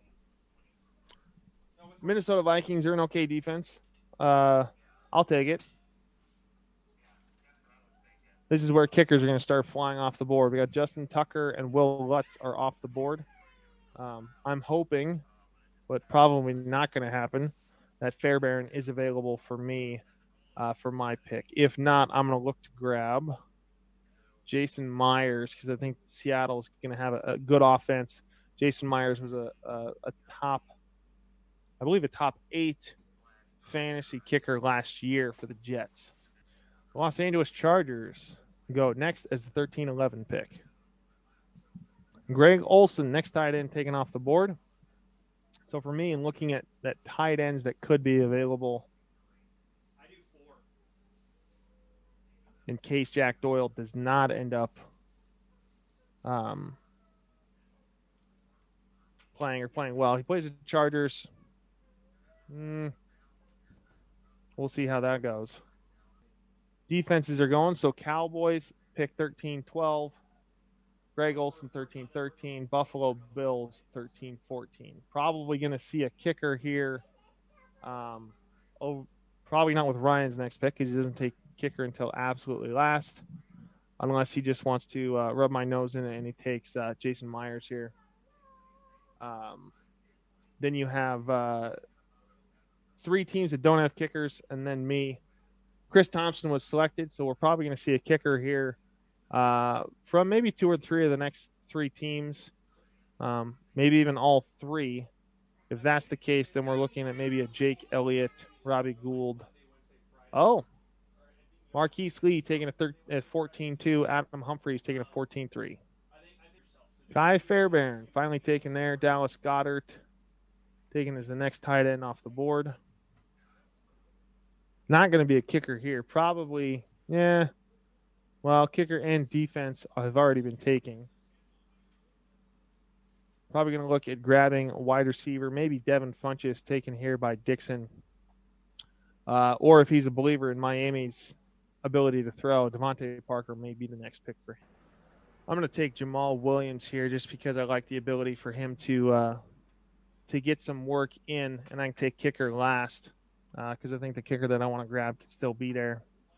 Once again, recap of the 14th round with Chris Thompson there at 14-1, Marquise Lee 14-2, Adam Humphreys 14-3, Fairbairn kicker 14-4, Dallas Goddard 14-5, Marquise Brown 14-6, wide receiver from Baltimore. 14-7 is Mohamed Sanu. Jamal Williams was my pick at 14-8, and then Adam Vinatieri was taken by Jorge there at pick 14-9. Next question that came in was, just got offered Michael Thomas for Zach Ertz and James Conner. Once again, would need to know a little bit more of the depth of your team. I think that's a little overboard to get Michael Thomas if you don't have running backs. To me, I would take that trade. Actually, probably, yeah, I'd take that trade because Zach Ertz, an elite level tight end. I would rather wait on tight ends personally, but once the draft is over, if you're able to upgrade by just giving away Michael Thomas, you get James Conner, great. Zach Ertz, great. You can go there. You can go that route. So you have the following picks. Steven Gostkowski, Denver Broncos, Houston Texans, Randall Cobb taking a 14-3. Robbie Gould, Devontae Parker, and Michael Bagley are taken to start the 15th round. Jake Elliott taken as kicker 15-4. Came from Albert Wilson taken as wide receiver. Then the New York Jets defense. That makes me laugh a little bit because they don't have corners to stop anybody. I'm going to take Jason Myers here, kicker from Seattle, as my kicker for this year's draft. Okay, we'll take a look at a few more of these questions as we wait for Aaron to grab somebody. I'm surprised he didn't take a second kicker or second defense.